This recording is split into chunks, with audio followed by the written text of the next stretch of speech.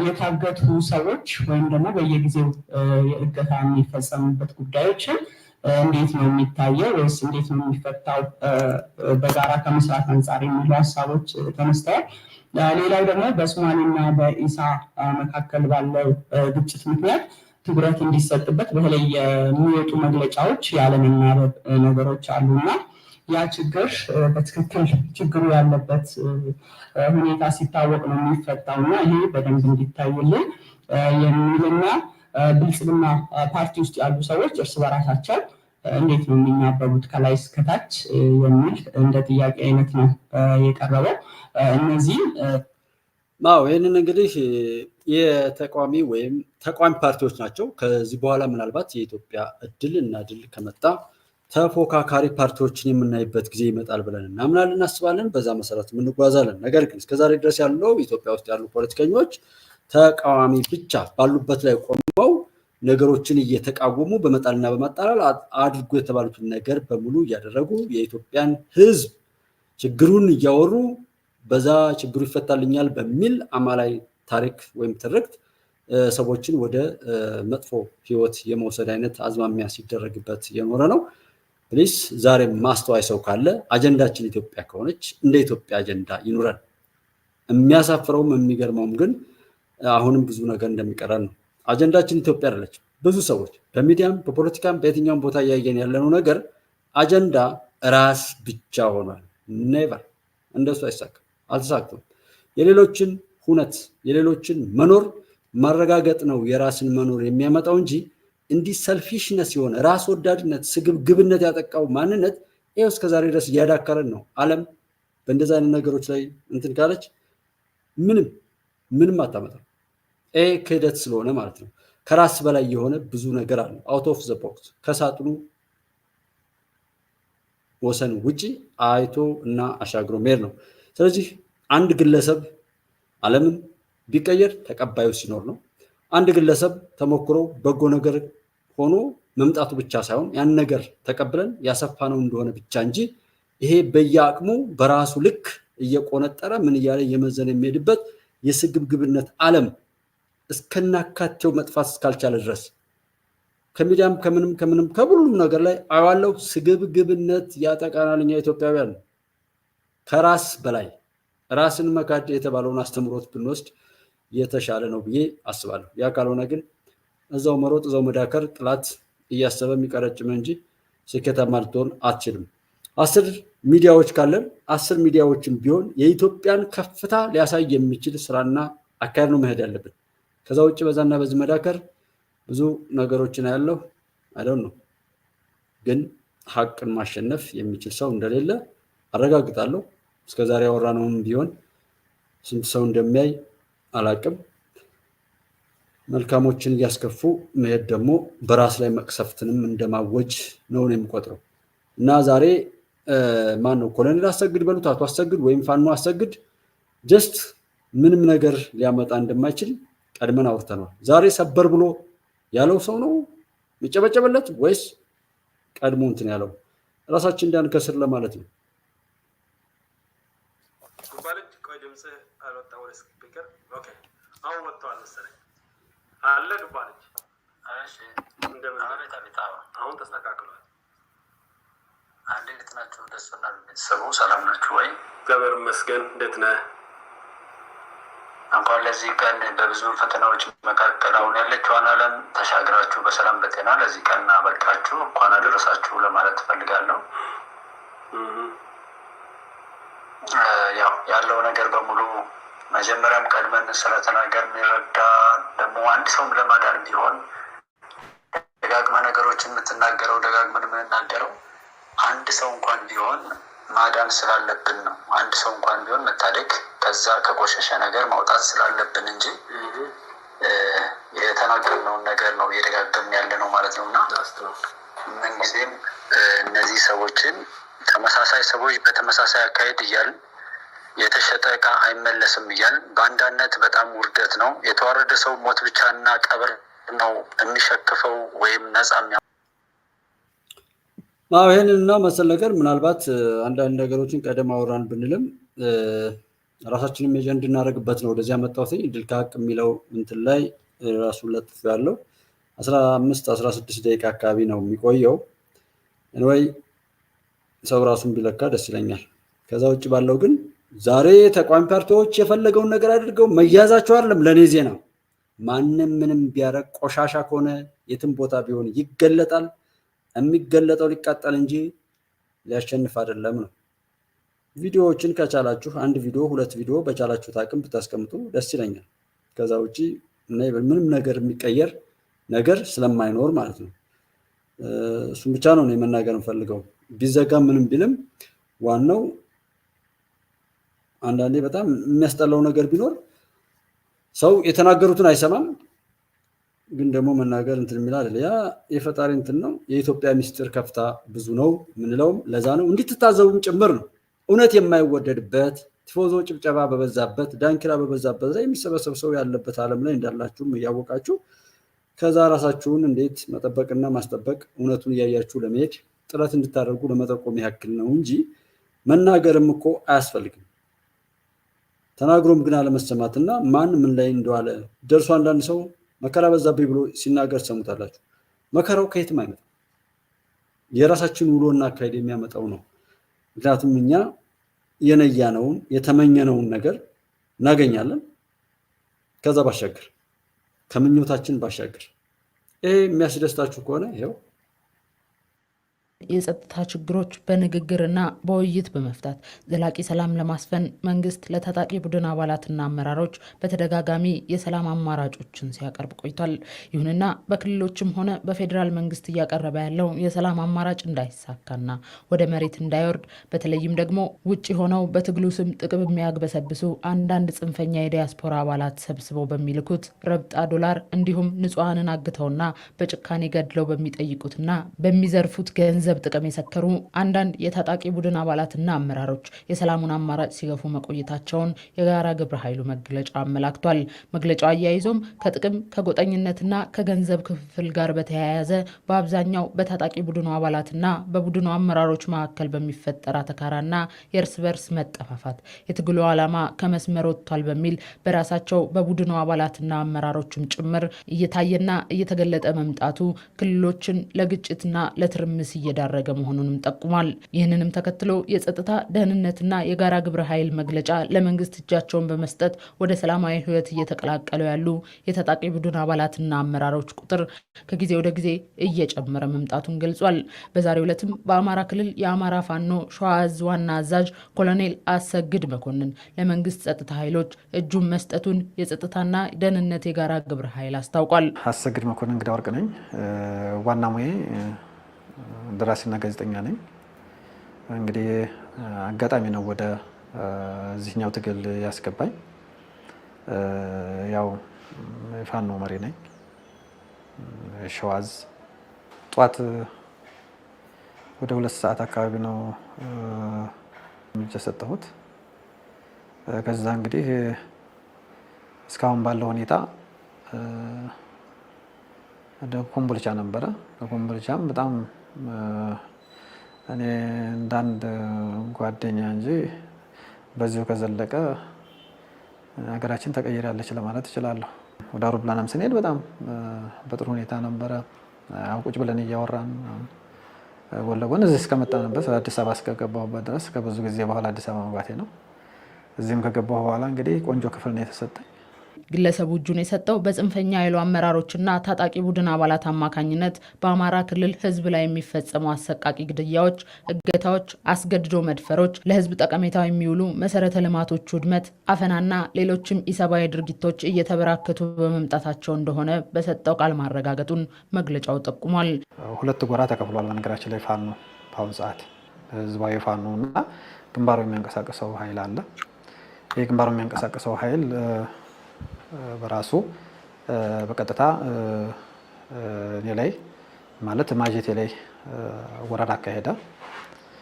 ወረራ ሲያካሄድ ያው እርስ በርስ ህዝብ መገዳደል ስለሌለበት በእኔ በኩል ያሉ ልጆች ተኩስ እንዳይተኩሱ አደረገው። ከተማውን ለቀን ወጣን። በፋኖ ስም የተቋቋመ ኃይል ፋኖን የሚወጋ ከሆነ ጥሩ ነገር የለም። ምክንያቱም የፋኖን ጭንብል አጥልቀዋል፣ ግን ማህበረሰቡ ላይ ጉዳት እያደረሱ ናቸው። እኔ ጥቂት አማራ ልጆች ላይ ወይም ደግሞ ለነጻነት በወጡ ልጆች ላይ ጥይት አልተኩስም ብዬ ነው የተውኩት። እነሱ ግን ጥይት ተኩሰዋል፣ ሰው ገለዋል፣ ንብረት ዘርፈዋል፣ ስቲል ብዙ ነገር አድርገዋል። ስለዚህ ዓላማውን ስተዋል ማለት ነው። በፋኖ ስም እየተደራጁ ግን ፋኖ ያልሆኑ አካላት አሉ። እንደ ንግድ ወይም እንደ ስራ እድል የቆጠሩት የተለያየ ቦታ መኪና እያቆሙ የሚዘርፉ ምን የሚሉ የተለያዩ ነገሮች አሉ። እነዛ ነገሮች አቅጣጫው እንዲስት አድርጎታል።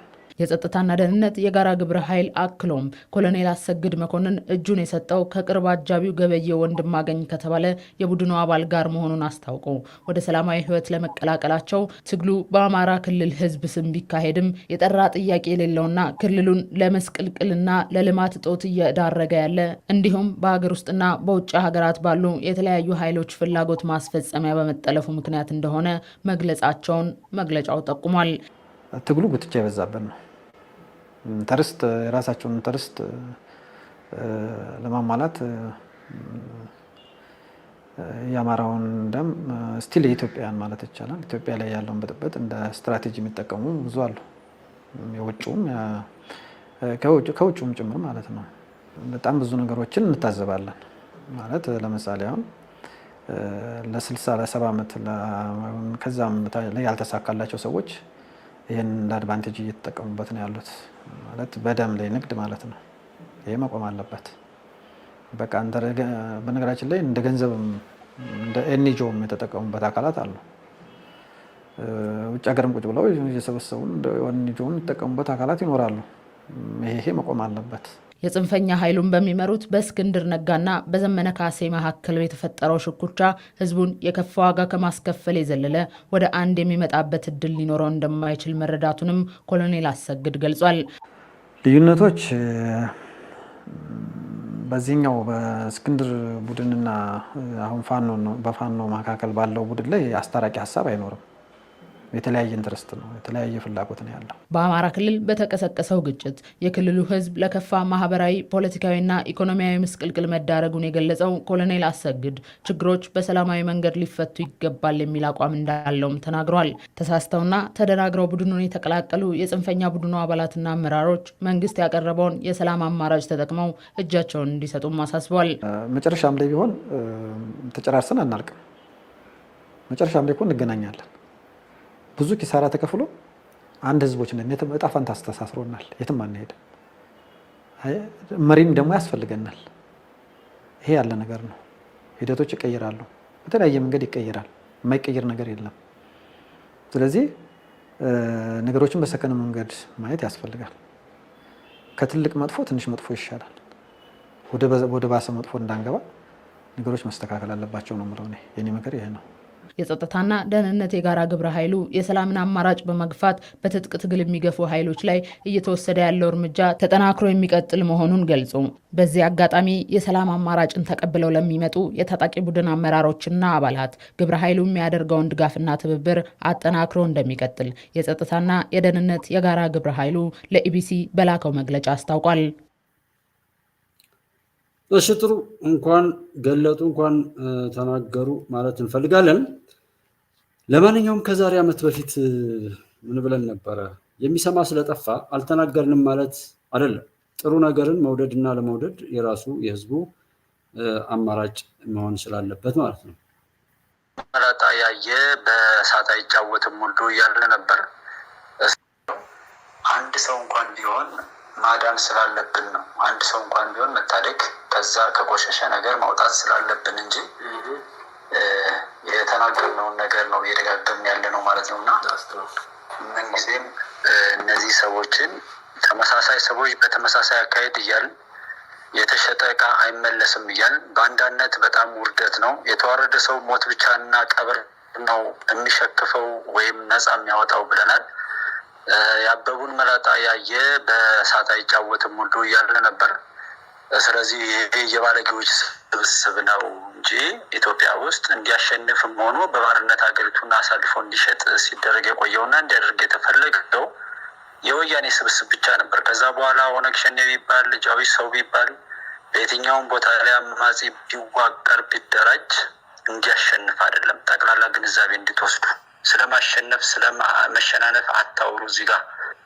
ምክንያቱም እንዲያሸንፉ ሳይሆን ራሳቸው የተሸነፉ ሆነው ወጥ እንጨት ሆነው እሳቱን የሚያማስሉ እሳቱ ውስጥ ገብተው እየተቃጠሉ የሚያቃጥሉ የሌሎች ምርኩዝና ደጀን ሆነው ሀገራቸውንና ህዝባቸውን የሚያሸብሩ የሚያጠፉ። ምናልባት እኔ ጋር ማየት የሚደብረው ሰው ካለ ጀስት ደሱ ሚዲያ ላይ ሄዶ ሴፕቴምበር 9 2023 ላይ አምና ማለት ነው ማየት ከ1 ሰዓት ከ32ኛው ደቂቃ ጀምሮ ያወራ ነው እና እዚህ ጋር ትንሽ ሰው ስላለ ምናልባት ጥቂት ሰው ስላለ የሆነ ነገር ስለሆነ እዛ ጋር ሄዶ ማየትም ይቻላል። የተባለው ያ ነው። ሰሚ ከሌለ ግን ምንም ነገር ብትፈተፍቱ ምንም ነገር ወርቅ ብታነጥፉ ፋንድያ ነው ብሏል። ያልተናገረ ሰው የለም። እኛ በተመሳሳይ አካሄድ መሪዎቻችንን በህይወት እያሉ መብላት ለጠላት መስራት የተለመደ ነው። ዛሬም እዛው ጋር እንትን እያል ያንኑ አይነት ዳንኪራ ከተበላን ከወደቅንበት በኋላ ሁለመናችንን አጠን ብንጮህ እንኳን የሚሰማን ሰው በሌለበት ሁናቴ ላይ የምንነቃ አይነት ሐሳቤ ነው ያለው። እኛ ተመሳሳይ አዙሪት፣ ተመሳሳይ ሰዎች፣ ተመሳሳይ ቀመር ነው። ለዛ ነው የኛ ማጨብጨብ፣ የኛ አካሄድ፣ የኛ ማስተዋል የተሳነው ጉዞ ነው እነዚህን ባለጌዎች እድሜ ልካቸውን በባንዳነት እንዲሰሩ እያደረጋቸው ያለ እንጂ እውነቱን አልሰማ ብለን አላውቀው ብለንም አይደለም። ግን ጭብጨባ፣ ቲፎዞ፣ ይሄ ወከባ ነገር ይፈልጋል። ለዛ ነው ብዙ ጊዜ ብዙ ነገር የምናየው እና ኤኒዌይ ለራሱ ይብሰው እንጂ ሰው ለሌላ ስላልሆነ ጎበዝ የሆነ ሰው ይሄን ዓለም ለመሻገር ቪዲዮውን አስቀምጡ ምለው ነገ ተርሚኔት ያደርጉታል። ቢኮዝ ዛሬ ማንም ባያየውም ከማንም የተሻለ እውነት ግን ፈጣሪ ያሰራናል ማለት ነው። እኛ የምናምነው ፈጣሪ ነው። ባለጌዎች እንጂ የአሸናፊነት መንበር ሊሰጥ አይደለም። ባለፈው ኦነግ ላይ ኦነግ ሸኔ ብለው ኦነግ ታርቅ ያለው እኔ የትጥቅ ትግል አቁም ያለው ብሎ ወደ ህዝባዊነት ወደ ሀገር ቁልቋል ያለፈበትን መንገድ ገምግሞ ሲመለስ እነዛ ሰዎች ኦነግ ሸኔ ብለው ስም ያወጡ እራሳቸው ናቸው። እነዚህ ጠላቶች ማለት ነው። አሁንም እዚህ ጋር የተቀደሰውን ስም ማንም ሰው እዚህ ጋር አሁን ዋጋ የሚከፍል ሁሉ ፋኖነት ምንም ነገር ሳይከፈለው ማንም ሳይመራው ማንም ሳያደራጀው ለሌሎች ህልውና ሲል ራሱንና ወገኑን ገንዘቡን ንብረቱን አሳልፎ የሚሰጥ የሚል የኢትዮጵያውያን ስም ነው ፋኖነት። እነዚህን ባለጌዎች የፋኖን የተቀደሰውን ስም የጀግኖችን ስም ለጥፈው የመጡ ሌቦችን በዛ ስም መጥራት በራሱ ውርደት ነው፣ ለኔ ማለት ውርደት ነው። እሱን እናስተካክል። ከስም አጠራራችን ጀምረን ዛሬ ፋኖ ላመስግን፣ ፋኖ ማን ነው? ፋኖ ላመስግን ነው እንደዛ የተባለው ሰውዬ ራሱ ሳይቀር ፋኖ በሚል ስም መጥራት ጀምር። ያ ማለት ትናንትና የነበረውን ታሪካችንን በሙሉ ለሌቦች አስረከብን ማለት ነው። መንገድ ለሚዘጋው፣ ለሚዘርፈው፣ ለሚደፍረው የሀገሪቱ ቀይ መስመር ሆኖ መከላከያ ሰራዊት ላይ ሁሉ ለሚተኩሰው ነውረኛ ቡድን ስም አንስጥ። ስማችንን ማስጠበቅ ሳምፕል አቤጋም እንደዚህ አጋጣሚ ይሄንኛውን ስላገኘሁት ነው የደሱ ያመጣው። ስትናገሩ ግን ያፌዛል። ዛሬም እኮ ስንት ሰው እንደሚያየው ማየት ትችላላችሁ ቪዲዮውን። ቢኮዝ ሰው መማር አይፈልግም ብላችሁ እንድደመድሙ ነው። መከራችን ቢበዛ ወደን እንደሆነና ቀጣዩም ቢሆን እንድንድን አይደለም እየሰራን ያለ ነው የሚለውን ነው ለማሳየት የፈለጉት። ሌባን ሌባ ብሎ መጥራት፣ ነፍሰ ገዳይን ነፍሰ ገዳይ ብለን ብንጠራው ያቆም ነበር። ሶሻል ሚዲያ ካበሸቀጣቸው የሀገራችን ጠላቶች ሁለቱም ብትወስዷቸው ሸኔና ፋኖ ነኝ ብለው የመጡ ሰዎች ሶሻል ሚዲያ ያፈረጠማቸው የሶሻል ሚዲያ ንግድ እንዳይጠፉ ያደረጋቸውና እስትንፋሳቸውን ወይም ግሉኮስ ሆኖ እያገለገላቸው ያለ ቢኖር እነዚህ ናቸው። ሶሻል ሚዲያ ላይ ያለ ሰው ባለማስተዋሉ እንደሆነ የገቢ ምንጭ በመሆናቸው ብቻ የሌሉትን አለን እያሉ ያለውን እያጠፉ ቅድም ቀን ላይ ታስታውሱ ከሆነ እደሱ ጋር ገብታችሁ ከሆነ መስፍኔ ይሁን ማን የኛው ተደጋጋሚ የሀቅ ወዳጃችን እዚህ አዲስ አበባ መጥቶ እየደወለ ነበር እና ያየውን ነገር ሁሉ ሲያይ ጨበራ ጩርጩራ ድረስ ሄድኩኝ። በዚህም በሃይዌዩ ከአዲስ አበባ ናዝሬት ያለውን ሃይዌይ ሳይሆን የድሮ መንገድ ሁሉ ተጠቅሜ ድራይቭ እያረኳልኩ በኖርማል ሁሉ ሄድኩኝ። ውሸት ነው፣ መጠናየ ነው። ትናንትናም ከትናንት ወዲያም እዚህ አዲስ አበባ ላይ የመጡ እህት ወንድሞቼ ውጭ ላይ ያሉ ሰዎች ጀሃነም ሲኦል ተደርጋ ኢትዮጵያ የምትሳለው ነገር እኛ ስናወራ ካልሰማችሁ ቢያንስ የእናንተን ጓደኞች መስማት አለባችሁ። እዚህ ያለውማ እየኖረው ነው፣ ውጭ ያለው ነው እኮ እየተቸገረ ያለው። እነሱን ሰምታችሁ ሐቁን መረዳት፣ መጦ ማየት፣ መጦ ያሉ እህት ወንድሞቻችሁ የሚነግሯችሁ ደግሞ መቀበል። ምክንያቱም ቢያንስ ከተናጋሪዎች ከሆነ ችግሩና ስናገር አልሰማ ተብሎ ይሄው ነው አይደለም። እነዚህ የሽንት ጨርቆ ነው ኢትዮጵያን እንትን የሚሉ እኔ የምናደደው ለምን መሰላችሁ? በጣም ተናድጃለሁ ዛሬ ለምሳሌ በጣም ቢኮዝ ነውረኞች ሁሉ የኢትዮጵያ ጠላቶች ሁሉ ቆሻሻዎች ሁሉ ካሉበት ተጠርገው እንደሚጠፉ ፈጣሪ ያሳየውና ትልልቅ ሰዎች ያዩትን ነገር እኔ በየሚዲያው ተናግሬያለሁ። ግን በቃ ምንም ነገር የለም። ትልልቅ ሰዎች መናገር የለባቸው፣ ማውራት የለባቸው፣ ሚስጥር ማውጣት የለባቸው። ቢኮዝ ጭፈራ ይወዳል የሚዲያው ሰው ማለት ነው። መከራውን ራሱ እንደወደደ ብቻ ፈልጎ እንዳስሄደ ብቻ እንዲያውቅ ነው። አሬ ይሄ ሰውዬ መያዙ አለመያዙ ምንም ለውጥ አያመጣም። ለእኔ ሰበር አይደለም፣ ሰበር የምልበት አለኝ ወቅት። እኔ ሰበር የምለው ሌላ ነው። ባይደን ተቃጠለ ነኝ። ምክንያቱም ፋኖነት ለህዝብ ነው የሚሞተው፣ ለሌሎች ነው የሚሞተው። በቃ እኔ ባለፈው ወያኔ እንደዛ ያንን ስራ መከላከያ ላይ እኮ ሲሰራ ፋኖነት ቤቱን ንብረቱን ትቶ ግብርናውን ሁሉ ትቶ የሄደ ብዙ ፋኖ ነበረ። ያንን ነገር እና ያንን ስምም ካለመስጠት ነው። ትግል ብዙ አይነት ነው። ስሙን መስጠት አይገባንም። እነዚህ ሌቦች፣ እነዚህ ወራዶች፣ እነዚህ ባንዳዎች፣ እነዚህ ለራሳቸው እንኳን መሆን የማይችሉ የተሸጡ እቃዎች ከሰውነት ወርደው ወደ ባርነት የወደቁ ኢትዮጵያ ከአፍሪካ ነፃ የሆነች ራሷን ያላስገዛች ሀገር ናት ተብላ በዛች ሀገር ውስጥ የረከሱና መጥፎ አረሞ ነው የበቀሉ ሰዎች ያንን ጀግና አፄ ኃይለ ሥላሴ አገር ለቀው ሄደው እንግዲህ በላይ ዘለቀ ይባላል ሪፖርት እንኳ የሚያቀርብበት ቦታ ሳይኖር ትጥቅና ምናምን የሚያሟላበት አለ። ሪፖርት እንኳ የሚያቀርብ ሀገር መራሉ ያለው አካል እንኳን ለቆ ሄዶ የለም ለነጭና ለእንትን አንገዛም የሚልን ነገር የሰራን ሰው እንደነዚህ አይነት ባለጌዎች ላይ ብንሰጠው ስሙን እኛም ስሙን ያለማስጠበቅ እንትን አለብን ማለት ነው። ምክንያቱም የንግድ ስሞች እንኳን በህግ ይጠበቃሉ። አሁን መሀል ሚዲያ ብዬ እኔ ብከፍት ዩቲዩብ አሁን ላይ እንትን አይደል ማለት ስሞች ይጠብቃል። ስለዚህ ለባለጌዎች የብልግና የውርደት የሞት በጣም በቁማቸውም በህሉናቸውም የሞተ ነገርን ሊወክል የረከሰ ነገር ሊወክል የሚችል ስም ልንሰጣቸው ይገባናል።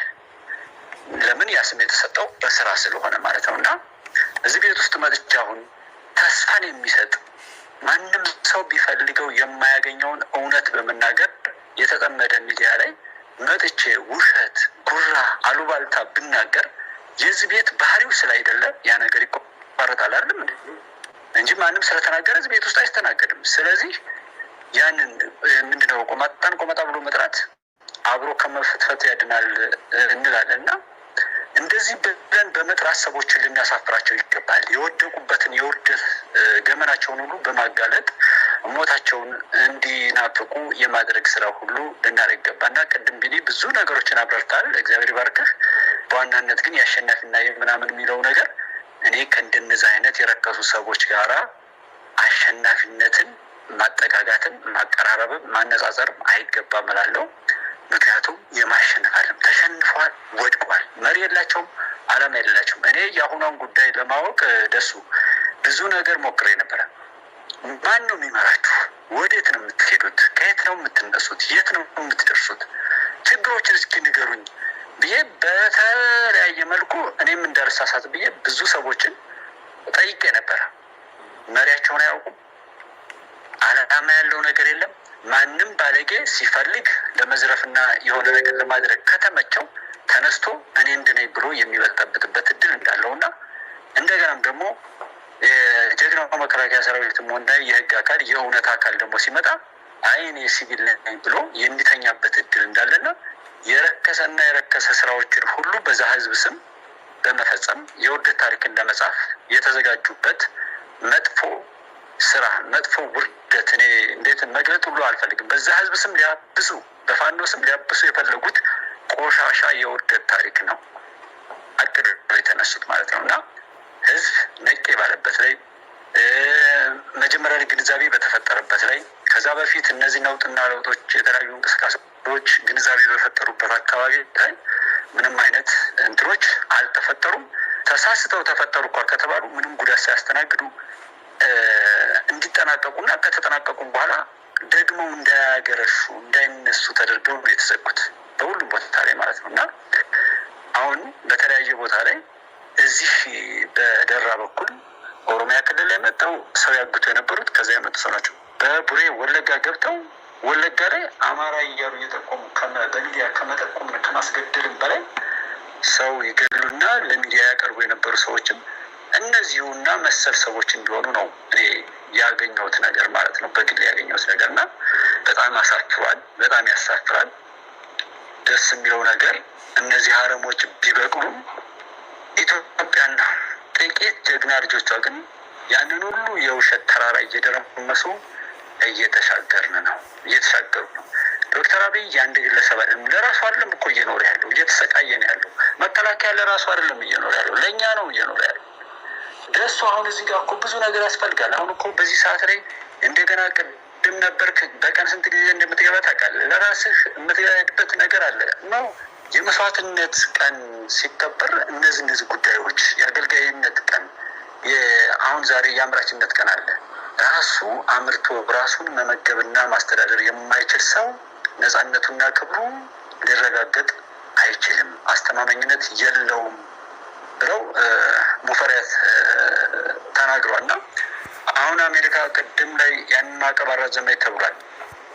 ማዕቀብም ምንም ዲሞክራሲም እርዳታም ይሄ በዓለም ላይ ያሉ የተቀደሱ ስሞች ሁሉ የረከሱ ባለጌ መሪዎች በእጃቸው ይዘው እነሱ ያልተመቻቸውን ሁሉ የሚቀጡበት በትር አድርገው ውርደትን በዓለም ላይ እየረጩ መሆኑን ደግመን አረጋግጠናል። ይህንን ደግፎ ቅድም ጩቤ እያልክ ነበረ።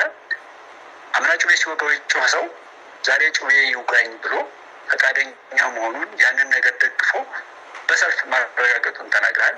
አዎ እንደዛ ነው። እንግዲህ ሀገሩ ላይ ያመፀ ሀገሩን የተቃወመ በአማራ ምናምን ስም ብሎ 85,000 ዶላር ያን ኤስኤስአይ እና ኤችአር 6 ምናምን የሚባለው እንዲጸድቅ የከፈሉ ሰዎች ነበሩ የሆነ ጊዜ። እነዛ ሰዎች ዛሬም ተመልሰው እዛ ነው የገቡትና ባርነታቸውን የሚናፍቁ እዚህ ምንም ነገር ያላቸውም የሌላቸውም የሚመስሉ አለን ካሉ አርፈው የሚናገሩትንና የሚሰሩትን ይገመግሙ ነበር። የለንም ካሉ ደግሞ በዛው በነበረው ቀጥለው የሚሆነውን ነገር ሁሉ እንዲቀጥል ያደርጉ ነበር። ነገር ግን አምና አለን ተው ሀገራችን ላይ ማዕቀቡ አይጣልም ብሎ መቃወም፣ ዘንድሮ ደግሞ አድርጉ ብሎ መቃወም በየትኛውም አግባብ እናቱና አባቱ ላይ ሞትንና ውርደትን የሚናፍቅ ሰው እሱ ወራዳ ሰው ያልሆነ የከንቱ የባከነ የከሰረ የሙት ተራማጅ የሚባለው አይነት ነው። ያንን ነው ሊቆጥር የሚገባው። እና ምሁርነቴ የት ላይ ነው? ልኬታዎች አሉ። ደሱ እዚህ ጋር ስንት ሰው ነፃ አውጥቷል? 1230 ምናምን ሰዎች አሉ። ላይክ ያደረጉ 1,000 ናቸው። ላይክ ማድረግ እንደ ውለታ ነው የምናየው። በጣም ነው የሚያሳፍረው። እኔ ዩቲዩብ ላይ ብዙ ቃኛለሁ፣ ሶሻል ሚዲያዎች ላይ ብዙ ነው የምቃኘው። ብታምኑም ባታምኑም አንድ እርቃኗን የምትሄድ ሴት 5 ሚሊዮን 4 ሚሊዮን ተከታይ ያላት ላይኩ ምኑ ምናምን እናያለን። እኛ ግን ውስጣችን ያመነበትን እንኳን በእጃችን ማረጋገጥ አንችልም። ይህ እኮ ትግል ነው። እኔ እዚህ ጋር ስቀመጥ ማድረግ ያለብኝን ነገር ሌላ ነገር የሚጎተኝን ነገር እኮ ትቼ ነው ያንኛውን ትቼ እዚህ ጋር ዋጋ መክፈል አለብኝ ብዬ ነው። ይሄ ትግል ነው። የምትበቀሉበትን መሳሪያ ክላሽ ወይም ደግሞ ድሽቃ ወይ ብሬን ወይም ደግሞ ስናይፈር የላችሁ ማለት በእጃችሁ እርዳታና ሀሳብ የምትችሉት ነገር ግን አለ። አንድ ስናይፈር ሆኖ ኢላማውን የማይስት ገንዘብ የምትችሉ ገንዘባችሁን ሳፖርት። እሺ እና እንደዛ ነው። ለማንኛውም ደህና ናችሁ ወይ? ያው ኮኪት ሚዲያ መጀመሪያው ሳራይ ስዩም እንዴት ናችሁ? ዘመድኩን በቀለ ሰላም ብያለሁ። ዶክተር ሰይድ እንዴት አለ? ሰላም ነው። አሰላሙ አለይኩም ወራህመቱላሂ ወበረካቱ። ሚሊዮን ብዙ ነህ። ሰላም መሐመድ ከድር አሰላሙ አለይኩም ወራህመቱላሂ ወበረካቱ። እንዴት አላችሁ? ደህና ናችሁ? ኢትዮጵያ ውስጥ እንግዲህ እንደምታውቁት ሁሉንም ነገር የሚያቻችልና መሆንን በተግባር የሚያሳየን እንጂ እንዲህ ስስና ደካማ ጎናችንን እየነካካ የጥላት መጫወቻ የሚያደርገን የክፎች ዘመን ያበቃል ነው። ጠቅላላ ጠቡ እሱ ነው። ማንም ኒውክሌር ታጠቅ ማንም ምን የሚያደርግ የዘመኑን ርካሹን ነገር ባይኖረንም ትልቁ ነገር ግን እንዳለንና ያለምን አቅጣጫዎችን እናገራለን ብለን ጠላትን በደንብ አድርገን አፍርተንበታል እስከ ምናምን ድረስ አይን ያለው ማየት ይችላል ማለት ነው። ኢትዮጵያ ሰላም ነሽ ወይ? አሰላሙ አለይኩም ወረህመቱላሂ ወበረካቱ። መሐመድ አልከባብ ሰላም አለይኩም ወረህመቱላሂ ወበረካቱ። አሜን ሰይድ ሰላም አለይኩም ወረህመቱላሂ ወበረካቱ። ጌታሁን ግርማይ ሰላም ነው እንዴት ነህ? እግዚአብሔር ይመስገን። ኢትዮጵያዊነት ከዘር በላይ ነው። እውነት ነው። ሰላማችሁ ብዝት ይበል። ሳምራዊት ቢኤም ሰላም ናችሁ ወይ? ካሰሽ ፈራው መንጌ ፓፓዜን ሰላም ናችሁ ወይ? እንዴት አላችሁ? ለቲፋ ኢየሱስ ሰላም ብያለሁ። እንዴት ናችሁ? ደህና ናችሁ ወይ? እና ይሄንን ያመጣሁትና እንድታደምጡት ያደረኩት ነገር ቢኖር አውርተን ነበር።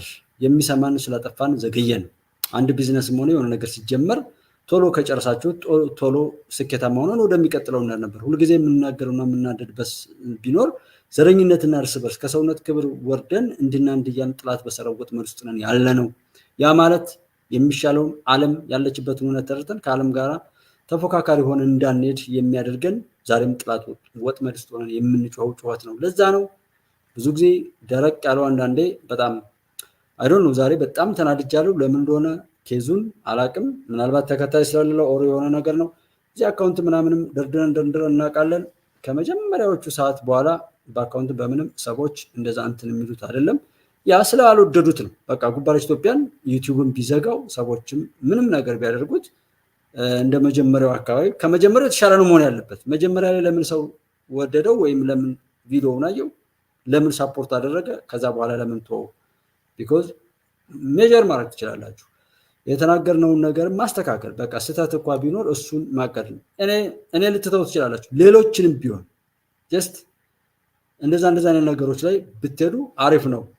ልጆቻችሁ ላይም የትኛውም ላይ እውነታውን መለካት የእናንተ አስተዋጽኦ በአስተካካይነት እንዲታይ ይፈልጋል። የኔ ዓላማ ሰው ይሁን እንጂ እኔ ነገ ጀምሬ ከዚህ መወገድ እፈልጋለሁ አልፈልግም።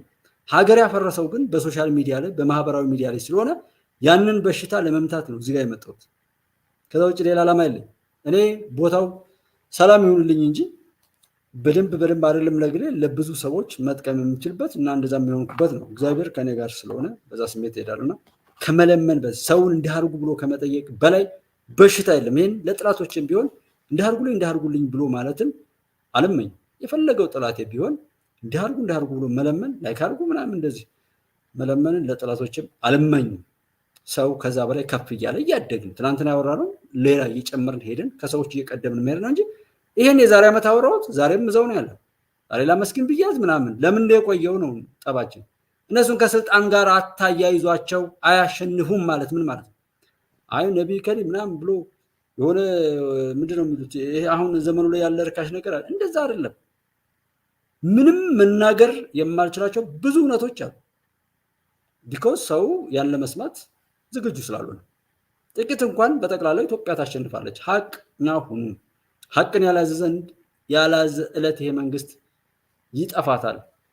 በዘረኝነት ቋት የጠፋ እንደው ምናምን ማለት ኒውክለር ይኑራችሁ ዶላር ይኑራችሁ ምንም አታመጡም ብሎ በድፍረት መናገር፣ ባይደን ተቃጥሏል ብሎ መናገር እኔ ሲምፕል። ሰው ግን እንዴት ማስተዋል እንደተወሰደበት አላውቅም።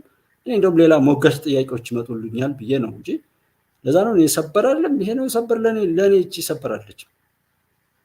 ቢኮዝ በጣም የምንት ይሄ ጥጋበኞችና ማስተዋል የተሳናቸው ሰዎች የሚያደርጉት መደነጋገር እንጂ ውጤት የሚያመጣም አይደለም። ማንኛውም ሰው ገብቶ ቢደነባበር ማንኛውም ብሔርተኛ ውዳቂነቱን ከማስመስከር በተሰቀር ምንም እውቀት አዲስ ነገር የሚያመጣበት ነገር ነትኝ አዲስ እውቀት ጨመርኩ ወይ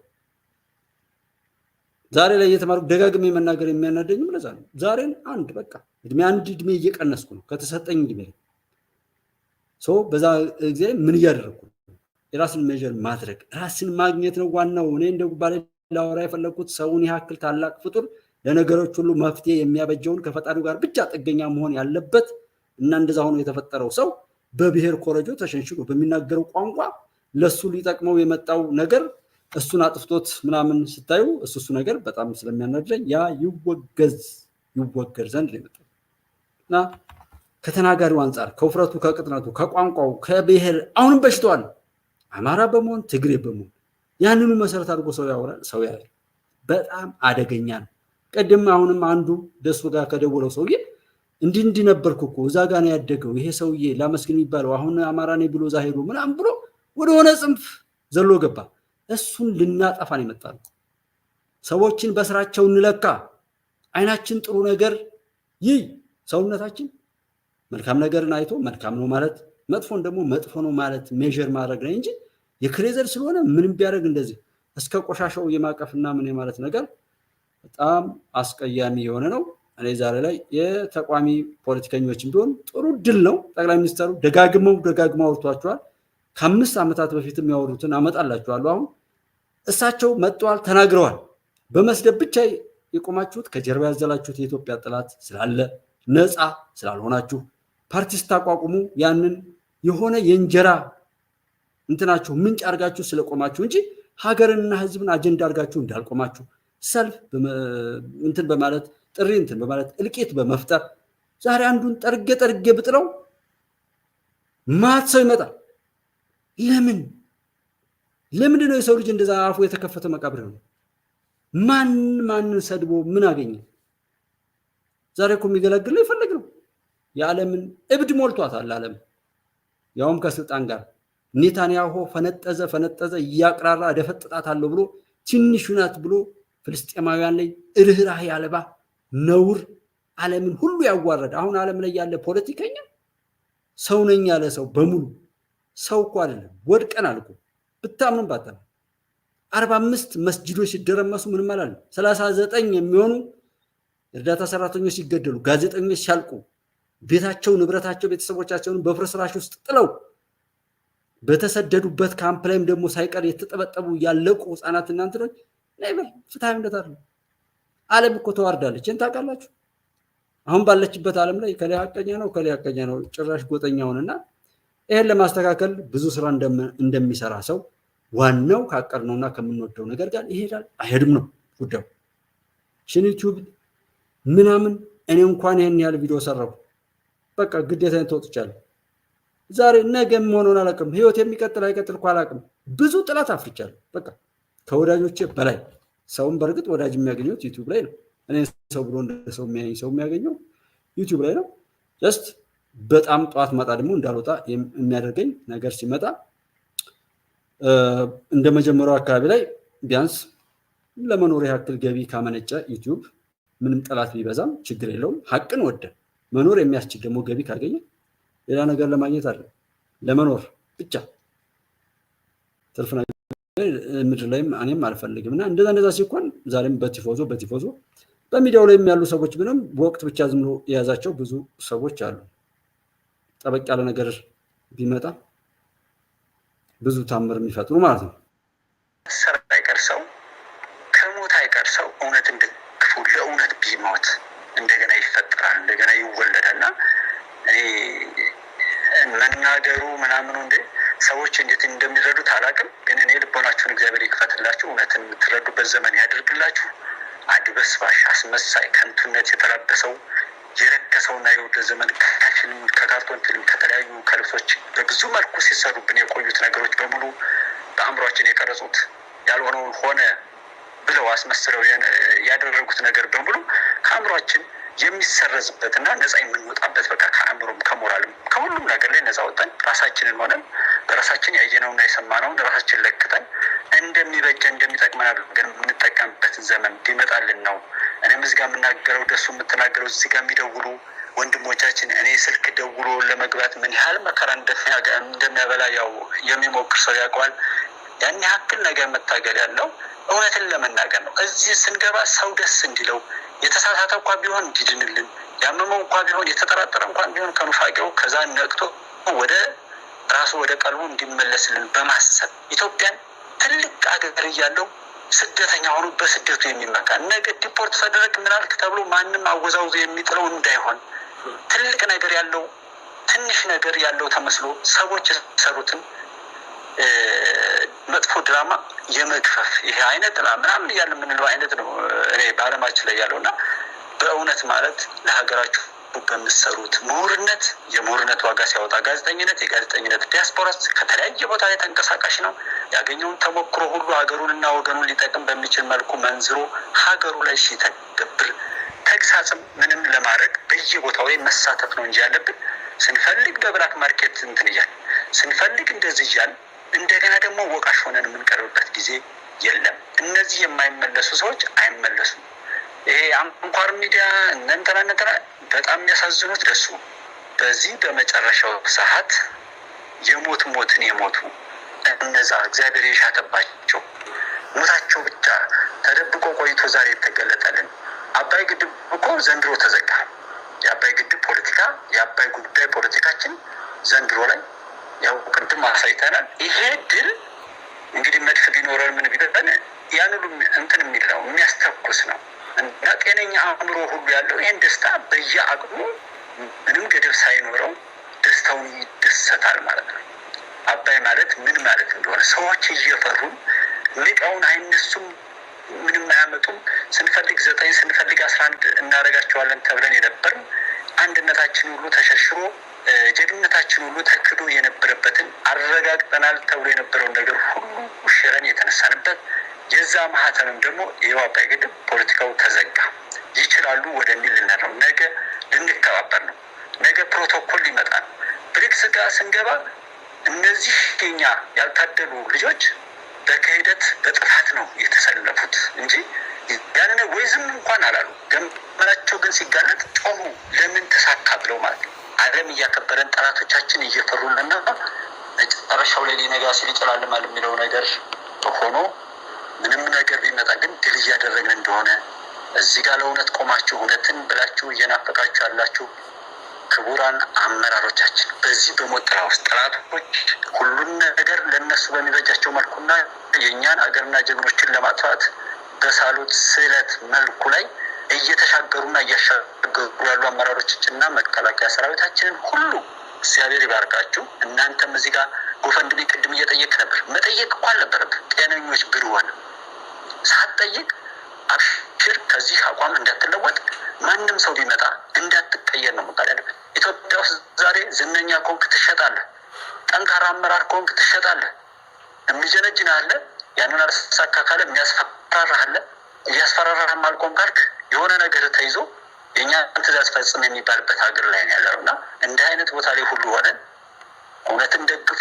እግዚአብሔር ከፈቀደላችሁ የሻላችሁ በእውነት እንድትባረኩ የሰራችሁት የደከማችሁት ሁሉ ነገር እንዲባረክላችሁ ከሆነ እግዚአብሔር ከፈቀደላችሁ እውነትን የሚደግፉ ሚዲያዎችን ደግፉ። በሚመለከተው በሚገባው እውነትም እንዲሄዱ ደግሞ አቅጣጫ ስጧቸው። አሁን ደሱን ከደገፋችሁ ደሱን አቅጣጫ ለመስጠት ይመቻቸዋል። ሀቅና ሳቅን ከደገፋችሁ ሀቅና ሳቅ በዚህ ሂድ በዚህ ውጣ ብሎ ለማለት ይመቻቸዋል እና እውነትን ደግፉ፣ ለእውነት ኑሩ። እውነት ያሸንፋል። ጃዊ ሰው ያሸንፋል አያሸንፍም ይባል አይደለም። አረም በቅሎብናል።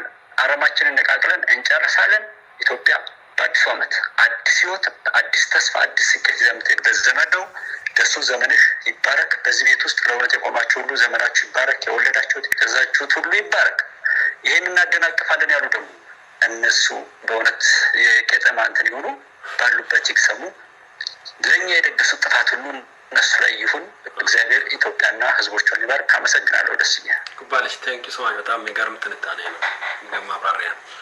ቴንክ ዩ ሶ ማች። አይ ቲንክ ከውስጥ ከልቡ ነው መልእክቶችን ያስተላለፈው። እንደሰማችሁ ተስፋ አደርጋለሁ። እኔ ተቀብያለሁ ብዙ ምክሩ። እሺ፣ አዲስ ነገር የለውም። ይሄ ባለፈው ዓመት 2016ን ስንቀበል ቀድመን ያልነው ነበር እና አይ እኔ እኮ እንደዚህ ነኝ እንደዚህ ብሎ ብዙ ዝርዝር ላይ መሄድ አያስፈልግም። የምናገረውን ነገር ሜጀር አድርጉኝና አስቁሙኝ። ሰው አያታለን፣ አይሸውደን። ከዚህ በፊትም የሚያታልለን ሰው ዛሬ ሰውን ለማመን ነበር መቸገር ሁሉ የነበረብን። ግን ደጋግሞ ተነግሮ ጭራሽ አታላዮች የበለጠ ይጨበጨብላቸዋል። ደናዎቹ ደግሞ ሰው የላቸው። ለምን? የእኛ ችግር ነው። በገዳዩ አትፍረዱ የሚባል አይነት እነዚህን ከስልጣን ጋር አታውሩ ያለው ብለናል። እኔ ያልኩ እንዳይመስላችሁ። አሁን እኔ የማወራው አሁን እኔ የምናደደው እኔ አይደለም። ማመን ያለባችሁ እያንዳንዱ ሰው ራሱን አይደለም የፈጠረው ጌታ ነው የሚያዝበት። በቃ ሁሉን ነገር የሚሞላው እርሱ እንጂ ሰው ራሱን መሆን አይችልም። ለዛ ነው እግዚአብሔር የፈጠረውን ነገር ለመከፋፈል ባንሞክር፣ በአቅማችን ብንሄድ፣ አመስግኑ፣ ሰው ሁኑ፣ በሰው ላይ እንደ ሰው ሆናችሁ የሰውነት ዋጋ አውጡ የሚል ነገር ነው የተሰጠን። ከሞት በኋላ ሁሉ ህይወት አላችሁ ተብለን የተሰጠን። እምነታችን የትኛውም ዓለም ላይ ቢሆን የሚያምንበት ነገር ይኖራል። እንደ ኢትዮጵያ ደግሞ 98% በላይ እምነት ያለበት ሀገር እና ምድር ነው። በዛ ሰዓት ያ ነው ይሄ ነው ምናምን ብሎ ሲል በግለሰብ ደረጃ ከሆነ አትመም። አሁን እንደ ግለሰብ ከታዩ አሁን በቃ ማመን የለባችሁ። እኔን ከፈጠረኝ ጋር አያይዛችሁ ከሆነ ነው ከሌ እንትን ስላለ ወፍራም ስለሆነ ቀጭን ስለሆነ ሀብታም ስለሆነ ባለስልጣን ስለሆነ እኔ ነገ የሆነ ነገር ላይ ባለስልጣን በሆነ ወይ ሀብታም በሆነ ያንን ያ ምን ይሰራል? ከዛ በኋላ ሰው ቢመጣ ሰው መሬት ላይ ወድቆ በሰውነቱ ነው ማክበርም መውደድም ያለበት።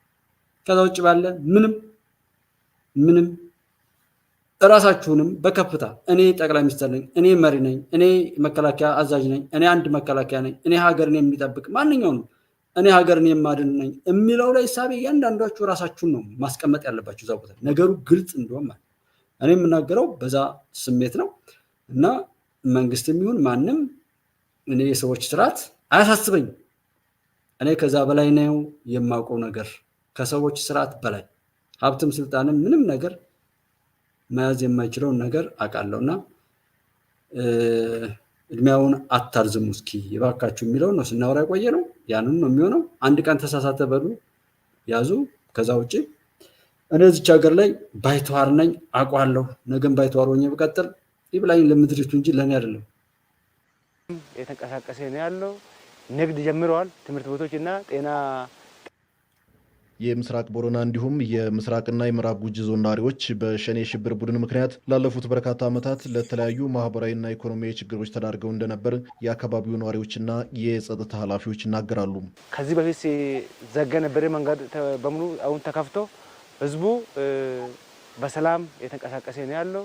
ንግድ ጀምረዋል። ትምህርት ቤቶች እና ጤና ጣባ በስነ ስርዓት አሁን ስራ ተሰራ ነው ያለው። ወረዳችን በሸኔ ተወራ የነበረች ወረዳ ነው። ማውጫና መግቢያ አሳጣን ነበር።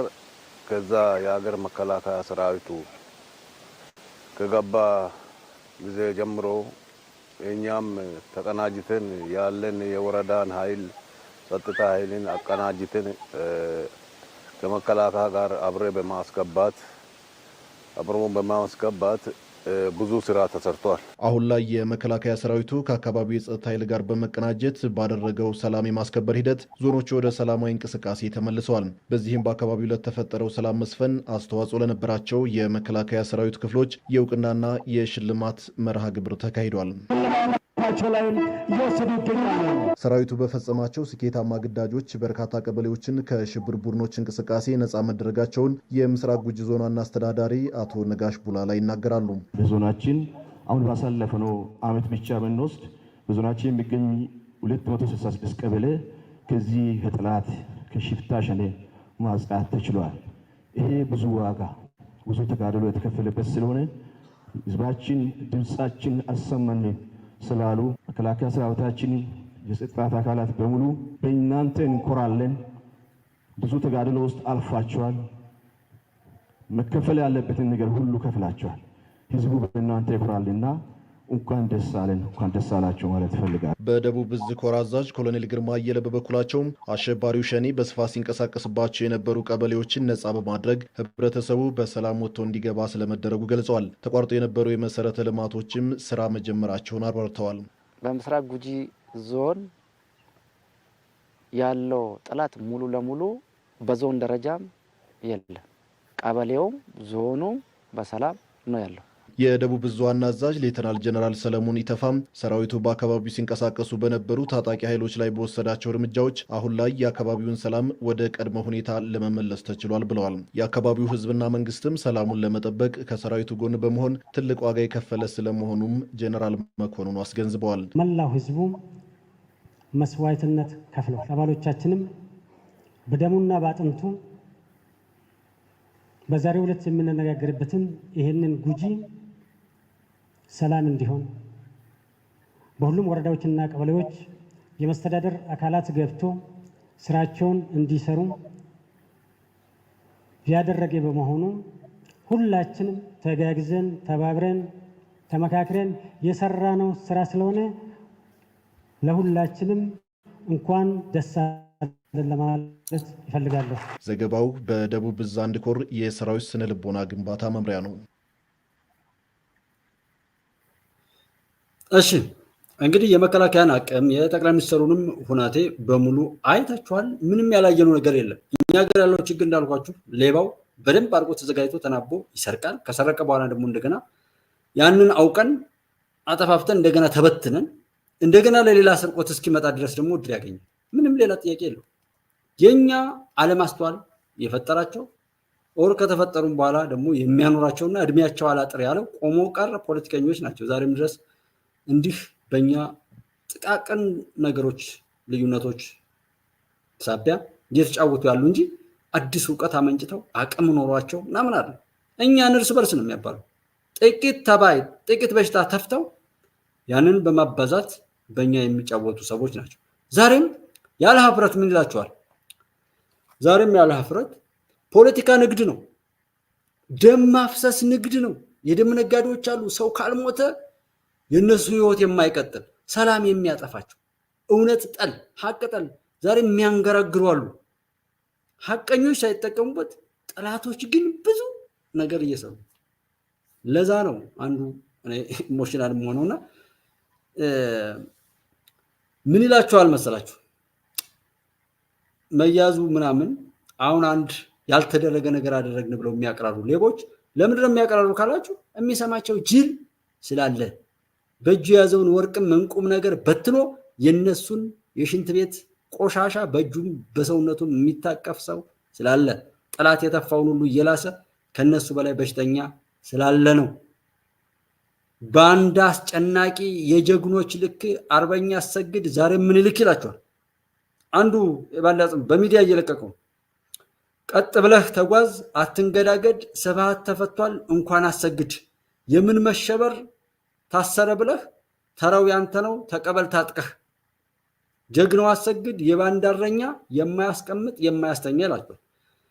ስንት ሰው ነው እኛ ከያዝናቸው ሀቅን ከያዙ ጀግኖች አንድ ፈተና ቢገጥማቸው በዚህ ልክ ጥፋትን ለማስቀጠል እኛ ሀቅን ለማስቀጠል የምንጸነው እነሱ ጥፋትን ለማስቀጠል ተው አሰግድ አሉት ወረወሩት።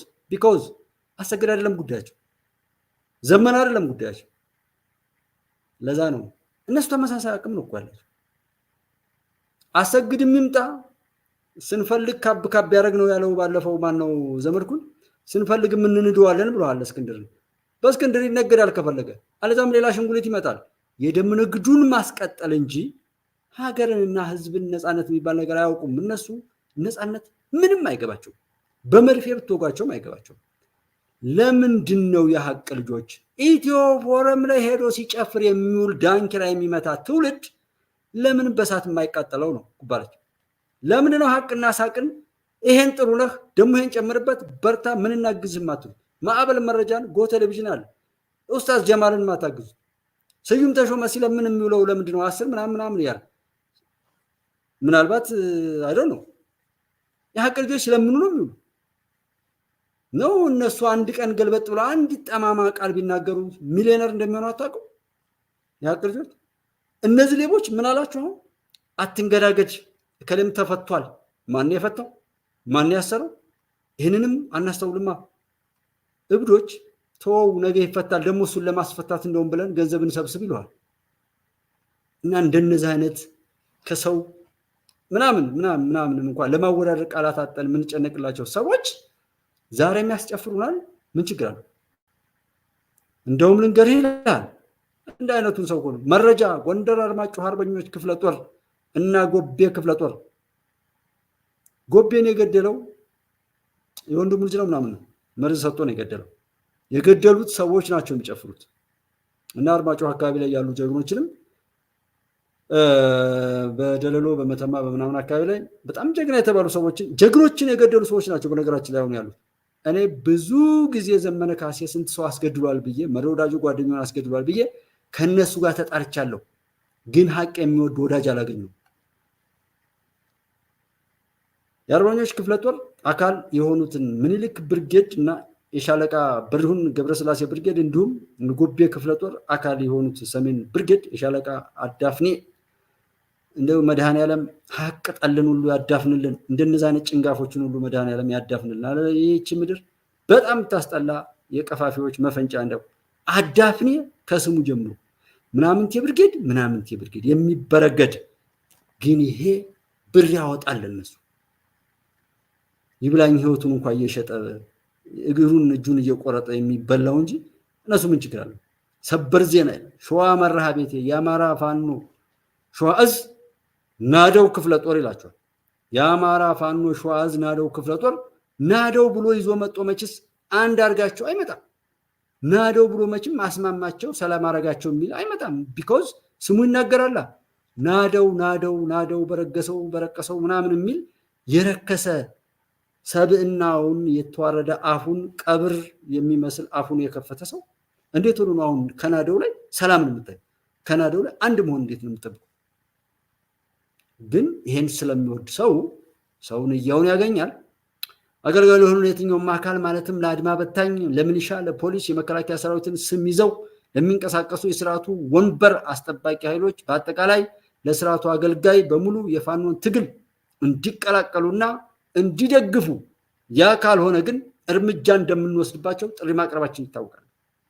ታዲያ ያንን እድል አንጠቀም በሚለው ኃይሎች ላይ እርምጃ መውሰድ እንደምንጀምር ከዚህ ቀደም ብሎ አለኝ በሚለው ኃይል ላይ ተወርውረው ወይም ተወርዋሪው ሰርጎ ገብ የፋኖ ሰራዊት ጠልቆ በመግባት አገዛዙ የሚመካባቸው አገልጋዮች ላይ በመርሃ ቤት የወረዳ ዋና ከተማ በሆነችው ዓለም ከተማ እርምጃ ስንወስድ የአገዛዙ ጦር ብትንትኑ ወጥቷል፣ ፈራርሷል ይላል። ይህ በእንዲህ እንዳለ በዛሬው ዕለት የአገዛዙ አገልጋይ የሆኑት 12 መከላከያ ከነሙሉ ትጥቃቸው ስናይፐርን ጨምሮ 9 የሚሊሻ አባላት በአጠቃላይ 21 የስርዓቱ አገልጋይ ወታደሮች የአማራ ፋኖ ሸዋ እዝ ናደው ክፍለ ጦርን ከነሙሉ ትጥቃቸው የቡድኑን መሳሪያ ጨምሮ ይዘው ከዚህ በኋላ ወደ ታላቁ የአማራ ህዝብ አንተኩስም በማለት በደስታ ተቀላቅለዋል። እንግዲህ ኮሎኔል ላመስግን ኦር እንደዛ ሲገባ እነዚህ ደግሞ እዛ ተቀላቀሉ ይላቸዋል። ለምንድነው እንደዚህ ይህን ላወራ ራሱ የፈለጉት? በጣም ነው የምጠላቸው እንዳልኳችሁ። ግን ሰው ይሄን እንደሚወድና ይህንኑ ተናግሬ ሰውንም ለመውቀስ ፈልጌ ይሄ እንደዚህ እያለ ያለው ምንም ናደው ይባል ምን ይባል ወረቀት ላይ ነው የሚጻፈው፣ ፌስቡክ ላይ ነው የሚጻፈው፣ ቴሌግራም ላይ ነው የሚጻፈው። ይናድ ይቀጠል ጉዳዩ አይደለም። እሱ ብቻ ኪሱ ላይ የሚገባ ነገር ያገኝ። ሀገርን በዚህ ልክ የሚያስረክብና የሚረካከብ አለ እና እዚህ አንዳንድ እንትኖች 32,000 ሰው ያያቸዋል። አስደንጋጭ ዜና ይላል። ለምሳሌ ላመስግን እንደዚህ በጣም ትልቅ የፋኖ አመራር ሰጠና ብሎ ሰበር ሲል ሰው ሰበር ብሎ ይገባል፣ አብሮ ይሰበራል። አካሄዳችን በራሱ በጣም እነዚህ አይነት ባለጌ የተፈጠሩት ቢፈጠሩም ደግሞ ሰሚ አግኝተው ህይወታቸው የቀጠለው በእኛ እድሜ ነው፣ በእኛ ገንዘብ ነው፣ በእኛ ጊዜ ነው። ቢኮዝ ውሸታም ድሪቶ ይደርታል፣ ይጀነጅናል። ሀቅ ያዘ ሰው ደግሞ ያን ያለ መናገርም ብዙ አለ። እንደ ውድድር እኔ ተጠቃሁ ብዬ በኋላ ላለመጮህ ጠነቀቃለሁ። ከህርኩ በኋላ ደግሞ ይበለኝ ነው የምለው። ይበለኝ ነው እኔንም ጨምሮ እኮ መቼም ዓለም ትጥፋ ብዬ እኔ ብቻዬን የምተርፍባት ምድር የለችምና ናደው ተናንተና እያለ መሬት ላይ ያለውን ነገር ግን ስለሺ ከሚናገር ጉባለች ከሚናገር ይልቅ መሳይ መኮንን ነው የሚሰማው። ማን ነው የሚሰማው? ደረጀ ደርዳሬ ነው የሚሰማው። ኢትዮ ፎረም ላይ ነው የሚሰማው። እንተና ወንድማችን ውብሸታዬ ከሚናገር ይልቅ በቃ ደረጃ ሀብት ወልድ ላይ ሰው ሄዶ ይሰብ መከራው መሳም ባጃን ሹሻ ከተማ እየተካሄደ ነው የሚገኘው የዘንድሮው የሁለተኛው የዓለም አቀፍ የሚዲያ ፎረም በዋናነት ደግሞ ትኩረቱን የሚያደርገው የሐሰተኛ ትርክትን የማጋለጥ እንዲሁም ሐሰተኛ መረጃን መዋጋት በሚል ርዕሰ ጉዳይ የተዘጋጀ ነው። በዚህ የዓለም አቀፍ የሚዲያ ፎረም ላይ ከ150 በላይ የሚሆኑ የተለያዩ የመገናኛ ብዙሃን አመራሮች፣ ጋዜጠኞችና የጥናትና ምርምር ተቋማት እየተካፈሉበት ነው የሚገኙት። ከ50 ሀገራት የሚገኙ ተሳታፊዎች ናቸው በዚህ ዓለም አቀፍ የሚዲያ ፎረም ላይ እየተካፈሉ የሚገኙት። ሐሰተኛ መረጃን የመዋጋቱ ሂደት በተለይ በዚህ ዘመን በጣም ፈታኝ እየሆነ ስለመምጣቱ የሚያሳዩ የተለያዩ መረጃዎች እየወጡ ነው የሚገኙት። በተለይ ሐሰተኛ መረጃን በመዋጋት ረገድ የመገናኛ ብዙሃን የጥናትና ምርምር ተቋማት ምሁራንና ጋዜጠኞች የበኩላቸው ሚና ሊወጡ እንደሚገባም ነው እየተነሳ የሚገኘው። መገናኛ ብዙሃን የሐሰተኛ መረጃን የሚያጣሩበት ወይም የፋክት ቼኪንግ የሚሰሩበትን መስመር መዘርጋት እንዳለባቸው እየተነሳ ነው የሚገኘው። አሁን ላይ የአርቲፊሻል ኢንተለጀንስን ጨምሮ የተለያዩ ቴክኖሎጂዎች እየተፈጠሩ ከመሆኑ ጋር ተያይዞ ይህንን ለበጎ ዓላማ ለማዋል ሐሰተኛ መረጃን ለመዋጋት መጠቀም እንደሚያስፈልግም እየተነሳ ነው የሚገኙት። የመጨረሻውን የጠራ መረጃ ለሕዝብ ማድረስ ላይ የመገናኛ ብዙሃን ባለሙያዎች ሰፊ ትኩረት ሰጥተው መስራት እንደሚገባቸውም ነው እየተነሳ የሚገኘው። በተለይም የመረጃ ፍሰት በከፍተኛ ሁኔታ እየጨመረ በሚሄድበት ቁጥር ትክክለኛ መረጃን የማግኘቱ ሂደት ትኩረት ሊሰጠው እንደሚገባ ነው እየተነሳ የሚገኘው። በሌላ በኩል ደግሞ በተለይ ግጭትና ጦርነቶች ያሉባቸው ዓለም አቀፍ አካባቢዎች ላይ ሰፊ የሆነ የሐሰተኛ መረጃ ስርጭት ስለሚኖር ይህንን ጥንቃቄ በማድረግ ከፍተኛ ስራዎች ሊሰሩ እንደሚገባቸውም እየተነሳ ነው የሚገኘው። ለፋና ብሮድካስቲንግ ኮርፖሬት ለተጠናቀረው ዘገባ። እሺ፣ እንደምታውቁት ይህም የዓለም ላይ የመረጃን የማግኘትን ጉዳይ ምን ይመስላል የሚለውን ለማሳየት ነው የፈለኩት። ይህን ትኩረት ብንሰጥ፣ ምክንያቱም ይህና መሰል ሁኔታዎች መርጦ መመገብ፣ መርጦ መብላት፣ የተገኘው ሁሉ አይበላም። መጠጥ የማይወድ ሰው ያገኘውን አይጠጣም፣ ያገኘውን አይመገም። ሰው እንደዛ መረጃ እንቅልፍ የሚነሳ ምን የሚል ህይወትን ሁሉ የሚያሳጣ እጅግ በጣም አደገኛ የሆነና እንቅስቃሴያችን ሁሉ ገድቦ በጣም መጥፎ ጠባሳ የሚያመጣ እያመጣ ያለም ነገር ስለሆነ ከዛ ላይ ለመማር ብንዘጋጅ ጥሩ ነው የምንለው። እንደ ጉባለች ስነግር ነው ስናገር ነው ብላለች አንድ የዲማ እብድ ማለት ነው። ዲማ የሚባለው በምስራቅ ጎጃም ከእነማይ ወረዳ ወደ ደብረ ወርቅ ስትሄዱ ትንሽ አለፍ እንዳላችሁ የምታገኙት ታዋቂ ደብር ነው እና የኦርቶዶክስ ደብር እዛ ቦታ ላይ ትኖር የነበረች የድሮ ታሪክ በዛ ስለተተረከ ማለት ነው። እብድ ናት። የድሮ ቤቶች ሰብሰብ ብለው ነው የሚሰሩት። እየተወራጨች እያለ በገበያ ቀን የገጠር ገበያ በሳምንት አንዴ ወር 2 ጊዜ ብቻ ነው ያለው። በዛ ቀን ሰው ተሰብስቦ ወደ ገበያ ሊሄድ ሲል ተው ጎበዝ ተው፣ ገበያ አትዱ፣ ዛሬ ቤታችሁ ይቃጠላል፣ ወደ ገበያ አትዱ ብላ ስትናገር አይ የእብድ ነገር እብድ ደግሞ ጀመራት ብለው ሁሉም እየናቃት እያጣጣላት ተነስቶ ገበያ ሄደ ማለት ነው። እሷም የተናገረችውን መሰረት አድርጋ አንዱን ቤት አቃጠለች። አንዱን ቤት ካቃጠለች በኋላ የድሮ እንግዲህ ሳር ቤት ወር እንደዚህ ተቀጣጣይ ነገሮች ያሉበት ነው። ሰፈሩ በሙሉ ያለ ገላጋይ ብን ብሎ ነደደ እና ገበያ ውለው ማታ ቢመጡ ቤት የለም። እስከ ሙሉ ንብረታቸው እንዳለ ተቃጥሏል። ሰውም በሙሉ በያለበት ጩኸቱን ያቀልጠዋል ማለት ነው። ስለዚህ በዛን ሰዓት ላይ እቺ እብድ የምንላት ዛሬ እብዱ ማን እንደሆነ ግራ ቢገባንም በጣም ሪ ያሉ እንደዛ በሚሉበት መካከል እየሄደች ስነግር ነበር ተናግር ያለው እያለች በመካከላቸው ትሄዳለች እንደቀልድ ማለት እና ሰዎችን በጣም ተናደው ይዘው በዱላ ምናምን እንትን ያሉ እስኪ ተናገር ይቺ ነበር የጧት ስትናገር የነበረችው ብለው በዱላ መምታት ሲፈልጉ ወይም ሲደበድቧት ማለት ነው። በእርግጥን ያቃጠልኩት አንዱን ቤት ነው፣ ሌላው ግን ወዶ ነው እና ወዶ ብለህ ጻፍልኝ አለች አሉ የቀበሌውን ወይም በዛን ጊዜ ክሷን ሊቀበላት የሄደን ሰው ወዶ ብለህ ጻፍልኝ፣ እኔ ያቃጠልኩት ቤት አንዱን ነው፣ ሌላው ግን ወዶ ነው እና ስነግር ነው ብላለች መጀመሪያ። ከዛም አንዱን ያቃጠልኩት ሌላው ወዶ ነው ብላለች። ዘመነ ቢቃጠል ዘመነን መስለ የምትቃጠል ካለህ ተቃጠል፣ አታሳዝንም? አእምሮ ካለህ አመት ሙሉ ተፍጨርጭረህ የውሸት ቀደዳ ቀደህ ከህዋት እንኳን አንተን ልኮ ሌላ ነገር ሊያመጣ ራሱም ተፍጨርጭሮ ባንኩንም ታንኩንም ሞራሉንም የማድረግ አቅሙንም ሁሉ ያለ የሌለ ነገሩን ቲፎዞን ሁሉ ሰብስቦ ገብቶም ጉድጓድ ገብቶ ነው የቀረው። ትናንትም ተነግሯል፣ ዛሬም ተነግሯል። እንዳንተ አንተ የምታጃጅለው ጅል ሊኖር ይችላል። አጃጅለው እሱ አያሳዝንም። እዚህ ያሉት እናት አባቶቻችን አትንካ ነው እንጂ መንግስትንም መግጠም ትችላለህ። እሷ ሞት እንደሌለ ታውቀዋለህ። ግን አናግጠም። ለዛም እኮ ነው ዳር ገን ዲሽቃጥለን በሰርጓጅ መርከብ እንዲህ ብለን እያላችሁ የምትቀደሩ እኮ ነውር እኮ። ውሸትም እኮ ግፍ አለ ሁሉ ነገር እና ይበለው። ሀቅ ጠል ሰው አያሳዝን። እውነትን ማግኘት የማይፈልግ ሰው አያሳዝን። ያው ምኞቱና ሂደቱ ራሱን ስለሚበለው ማለት ነው። እነማን ነው የሚሸነፍ? እነማን ናቸው የሚያሸንፉ? እነማን ላይ ነው የሚቀለደው? ማየት ትችላላችሁ። ምን እዚህ ሚዲያ ላይ እኮ በቃ መቀለድ እኮ ነው የተሻለው የሚመስለው። የተፎካካሪ ከ5 ዓመታት በፊት ጠቅላይ ሚኒስትር ዶክተር አብይ ምንድን ነበር የሚያደርጉት? እስኪ እንደው ምን ብለው ነበር? ቃላቸው ተቀይሯል? አህመድ ከተፎካካሪ ፖለቲካ ፓርቲ አመራሮችና አባላት ጋር ባደረጉት ምክክር የውይይቱ የትኩረት አቅጣጫዎች ላይ ምክረ ሀሳቦችና ጥያቄዎችም ተነስተዋል።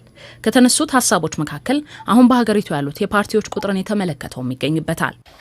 ሰባውን ወደ 3 እንለውጥ ያሉበትን እኔም ሙሉ በሙሉ የምደግፍና እንዴት ወደዛ እንሂድ የሚለውን የምንወያይበት ቢሆን በውሳኔ 3 ሆኖ አይደለም 3-4 ብትሆኑ ግን በጣም ትልቅ አድቫንቴጅ አለው።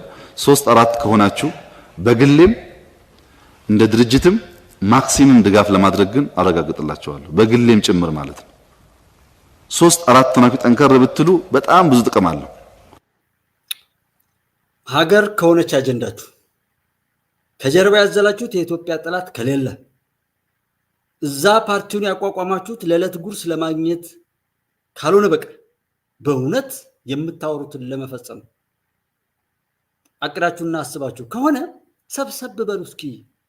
አንድ ሀገር እያለች 100 ምናምን አትኑ፣ 3 ብትሆኑ ምናምን እኔ በግሌም ቢሆን ለእናንተ ሳፖርተር ነኝ ነው። ዛሬ ምን ተቀየረ?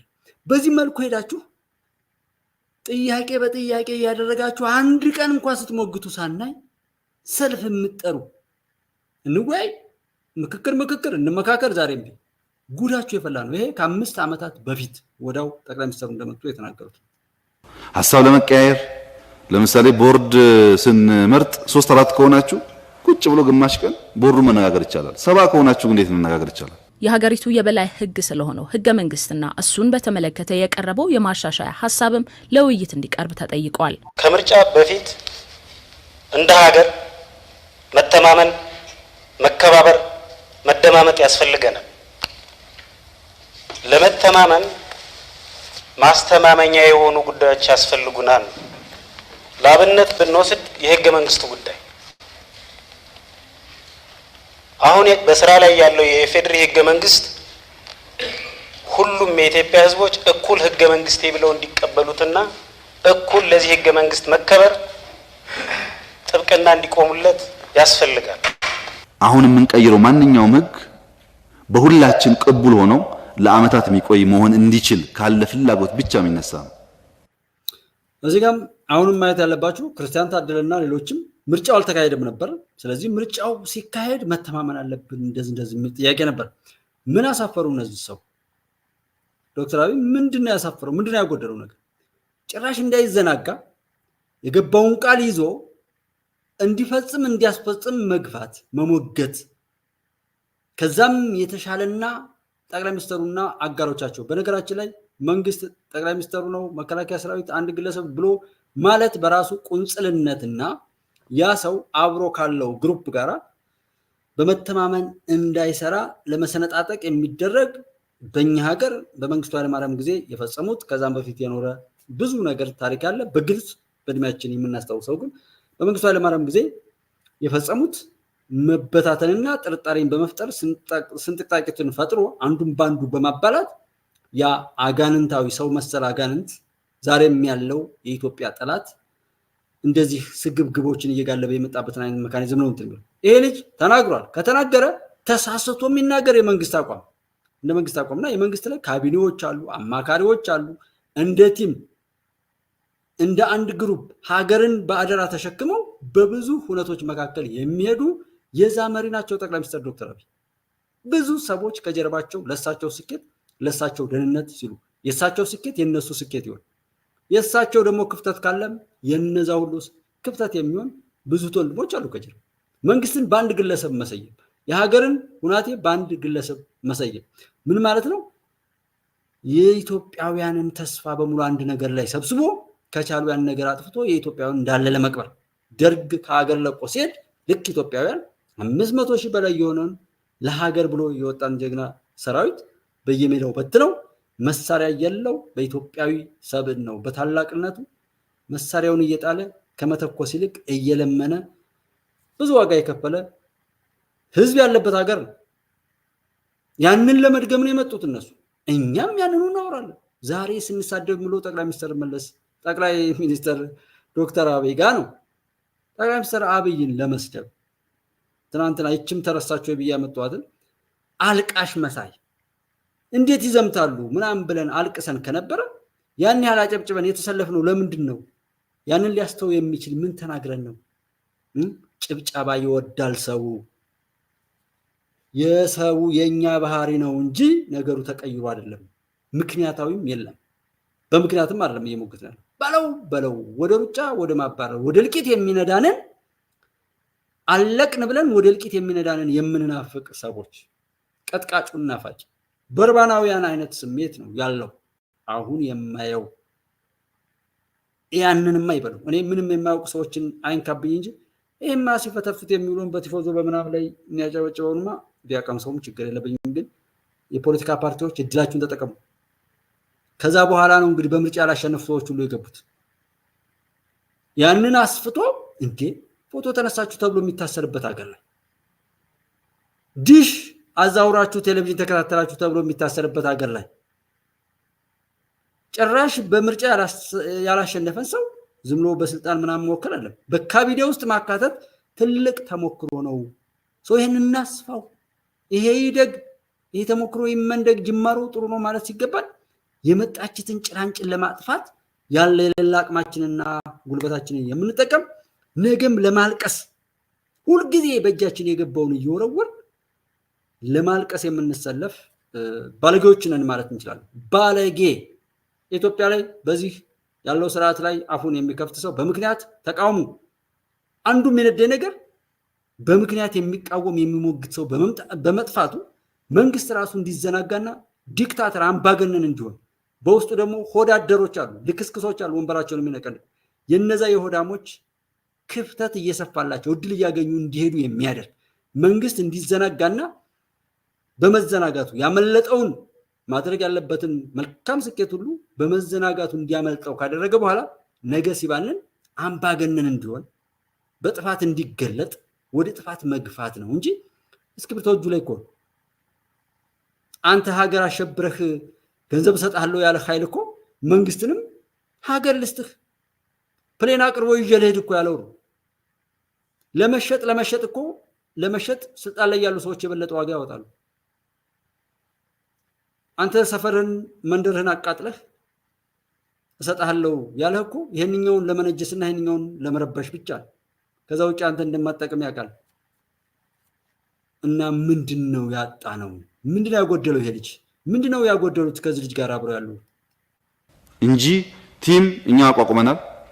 በጋራም ልክ እንደሌላው ቲም አቋቁመን እንፈትሻለን። የትኛው አሁን ይስተካከል፣ የትኛው ቀስ እያለ ይሁን የሚለው እናያለን። ያው እንዳልከው እድሜም 32 ስለሆነ አንዳንዶች ቀስ ይላሉ፣ አንተ ደግሞ በጣም ትፈጠናለህ። እሱን እያስታረቅን እንሄዳለን ማለት ነው። በ2012 ከሚካሄደው አጠቃላይ ምርጫ በፊት በሀገሪቱ የህግ የበላይነትን ማስፈን ያስፈልጋል በሚል ምክረ ሀሳብም ቀርቧል። ጠቅላይ ሚኒስትር ዶክተር አብይም ምላሽ ሰጥተውበታል። በስማቸው መጠራት ያለባቸው ወንጀሎች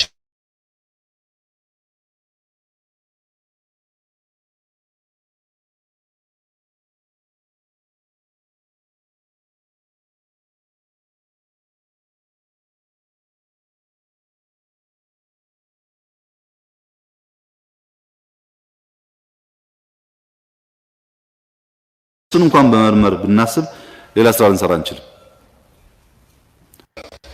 ስለዚህ የበደል አይነቶች በስም በፈጻሚዎች መዘርዘር መቻል አለባቸው።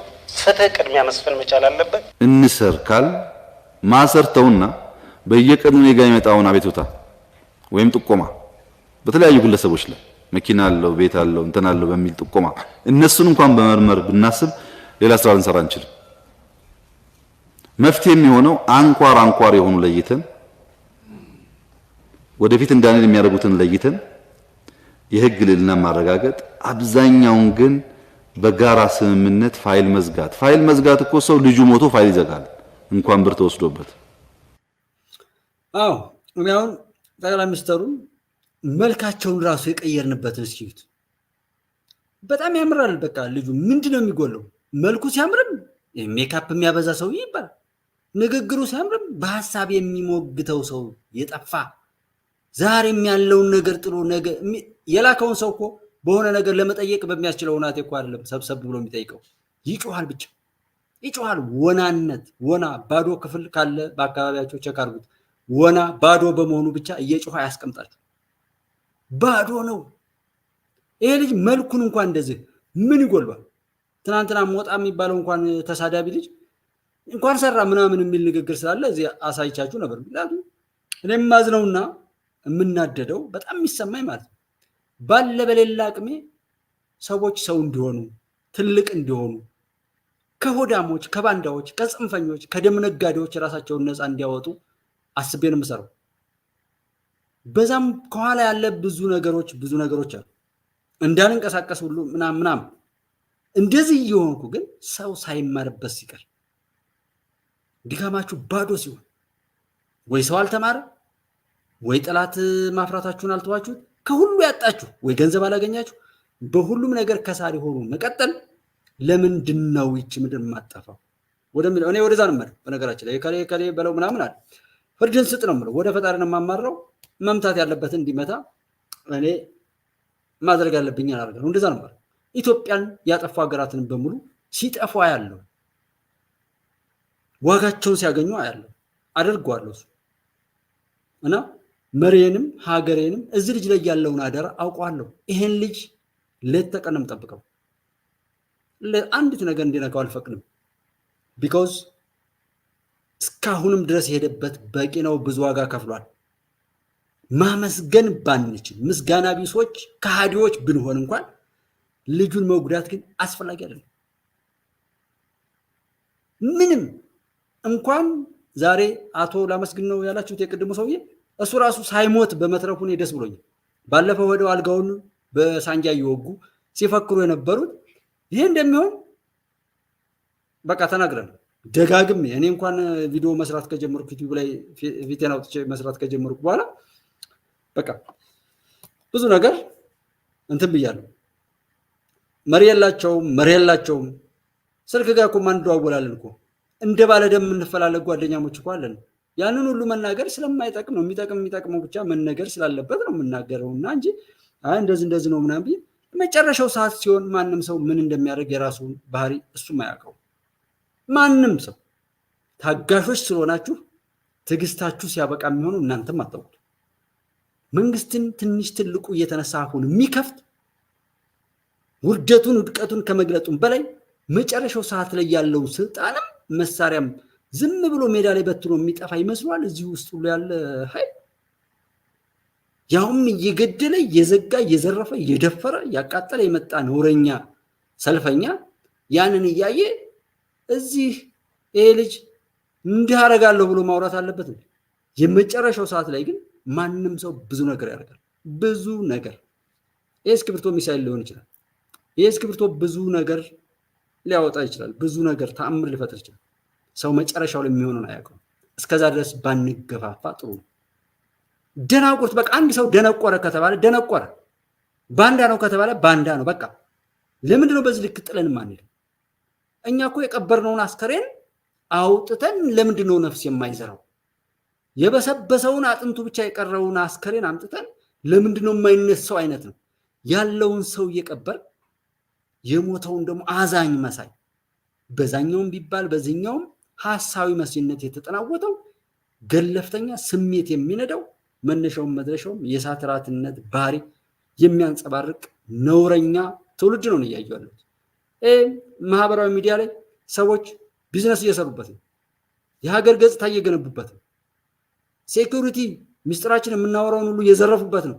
ሲፈልጉ የሚዘጉት ሲፈልጉ የሚከፍቱት የሆኑት በጉልበታቸው ነው፣ ስለሰሩ ነው። እኛ እነሱ በሰሩት ላይ እየተባላን በቆምንበት መሬት በድህነት እንኳን እንዳንኖር ስንባላ እንኖራለን። አስቀያሚ የዚህ ዓለም በተለይ በዚህ አሁን ባለንበት ረሰንት ታይም ላይ እጅግ አስቀያሚ ሰው ልብሱን አውልቆ እየሄደ ጭራሽ በዛ የሚመጻደቅ አይን እንዴት አድርጎ ይማረው? በምን ልማረው ቢለኝ ምንድን ብዬ ልሞግተው? ሃይማኖት አባቱ ሁሉ ክብሩን ሸጦ በውርዴት ላይ የሚመጻደቅ ሆዳም ቦርጫም ካህናት ቦርጫም ጳጳስ እኮ አይተናል። ግደሉ የሚል እኮ አይተናል። ቤተክርስቲያን ላይ አስገብተው እኮ እየነገደ ያለ አይደል? አውቃለሁ የሚለው ሰው እኩል አለማወቅ እኮ ነው እንትን እና ልታሸንፍ ምናምን እችን ታላት ታሸንፍ እንኳን አንተ እንኳን እዚህ ያለ በተላላኪነት ያለ ስትፈልግ የሚገል አንተን የላኩትን ቢሆን ብያለሁ። የሚገባህ ቢሆን እስካሁን ብዙ ተናግሬ ያለው ይገባህ ነበር። ሺህ ከሚሊዮን ወደፊትም ብናገር አይገባህም። በሚገባህ ያናግራል። ያ ፊት ላይ ስለሚወርቅ እንደዛ ነው። ግን ኢትዮጵያን ሀቅን የወደደ ማንኛውም ዓለም ጫፍ ላይ ያለ ሰው ምንም አይሆንም። ለሱ ጠበቃ ነው። ዘረኛ፣ ጎጠኛ፣ መንደርተኛ፣ ጽንፈኛ፣ ክፋት በውስጡ የተሞላ ሰው ደግሞ እንዲተርፍ አልፈቅድም። እንዲተርፍ ማለት ወይ ፈጣሪ እንዲያድነው ካላዳንም እንዲሸክፈው ማለት ሁለት ነው አማራጭ። ውሳኔውም የሱ ስለሆነ ከዛ ውጪ በሐራም ተወልዶ በሐራም ያደገ እንዲህ አይነት ጎጠኛና መንደርተኛ ከሰውነት ከፍታው የወደቀ ሰው አይጠቅምም።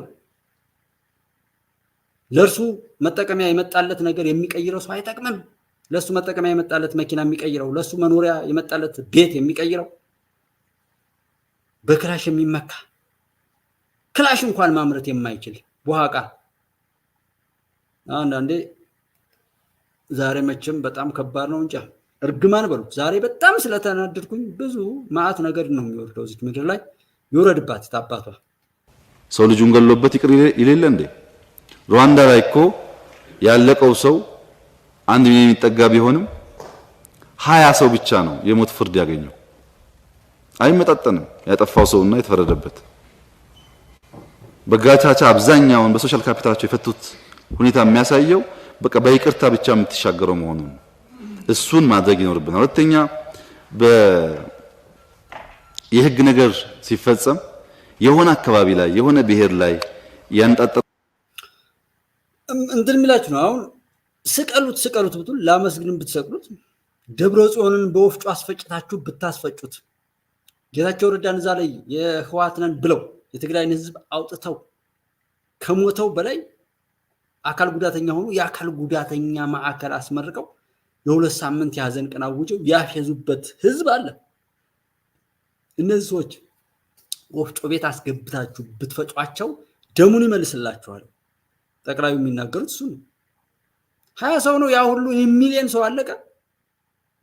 የሞት ፍርድ የተወሰነበት ምንም ይባል እኔ ህግ መጀመሪያ እንዲሰራ ብቻ ነው እንጂ የምፈልገው እኔ አሁን የምናደርገው እኮ ሀሳብ ማንም እንደማይሽረው አውቃለሁ። የትኛውም ነገር ነገ እየተቆሰቆሰች ምናልባት ቪዲዮውን ስለማላስቀምጠው ሊሆን ይችላል እንጂ ነገ እየተተነተነ እኮ ብዙ ነገር ይላል። ማንም ከሚናገረው በላይ ሊሆን ይችላል። አቅጣጫ ይሰጣል ማንም እንደሚረግ። ነገር ግን ዛሬ ሰው እንዲጠቀምበት ነው እንጂ የምፈልገው ነገ ለሚሆነው ነገር አለ ምን የምፈልግ ዛሬ ሰው እንዲድንበት ነው የምፈልገው። ነገ ለታሪክ እንዲህ ብሎ ነበር የሚባል ነገር አይመቸኝም ለግሌ። ዛሬ ግን ሰው አንድ ሰው እንኳን ወደ አቋሙ ወደ ትልቅነቱ ቢመጣ እነዛ ነውረኞች የሰሩትን የክፋት አጥር ሰባብሮ ወደ ከፍታው ወደ ኢትዮጵያዊነት ማንነቱ ቢመጣ ያ ነው የኔ ድል። እሱንም ሳይሆን ምንም ነገር ሳታገኙ በድካም ጠላት ብቻ እንትን ብላችሁ ቢኮዝ ሰውንን እና መጨረሻው ላይ ምን ይሆን ይመስላችኋል? እሳቸው የሚናገሩት እሱ ነው። ማሰር መክሰስ ምናምን አይደለም። ከዛ ይልቅ ያ በዘላቂነት ሊፈታ የሚችለው ላይ እህቴ ዓለምዬ እንዳልሽው ይሄ ነገር በቅርብ የመጣብን በሽታ ነው። አዎ ሶ ከመጣ በኋላ ለማስወገድ አለመጣራችን እኮ ነው እኔም ተናድጄ እንደዚህ የምናገረው እንጂ ኦልሬዲ አንዴ ተፈጥሯል። መፈጠሩን አይደለም ከተፈጠረ በኋላ ሰው ከታመመ በኋላ ለመዳን ለምን ጥረት አያደርግም? ኮሮና ሲመጣ እኮ ምን ነው መንግስት እንደ መንግስት የሆነ ውሳኔ ወሰነ፣ ህዝብ እንደ ህዝብ የራሱን ጥንቃቄ ያደረገ ብዙ ነገሮች የመጡት ያን በሽታ ለመቋቋም ነው።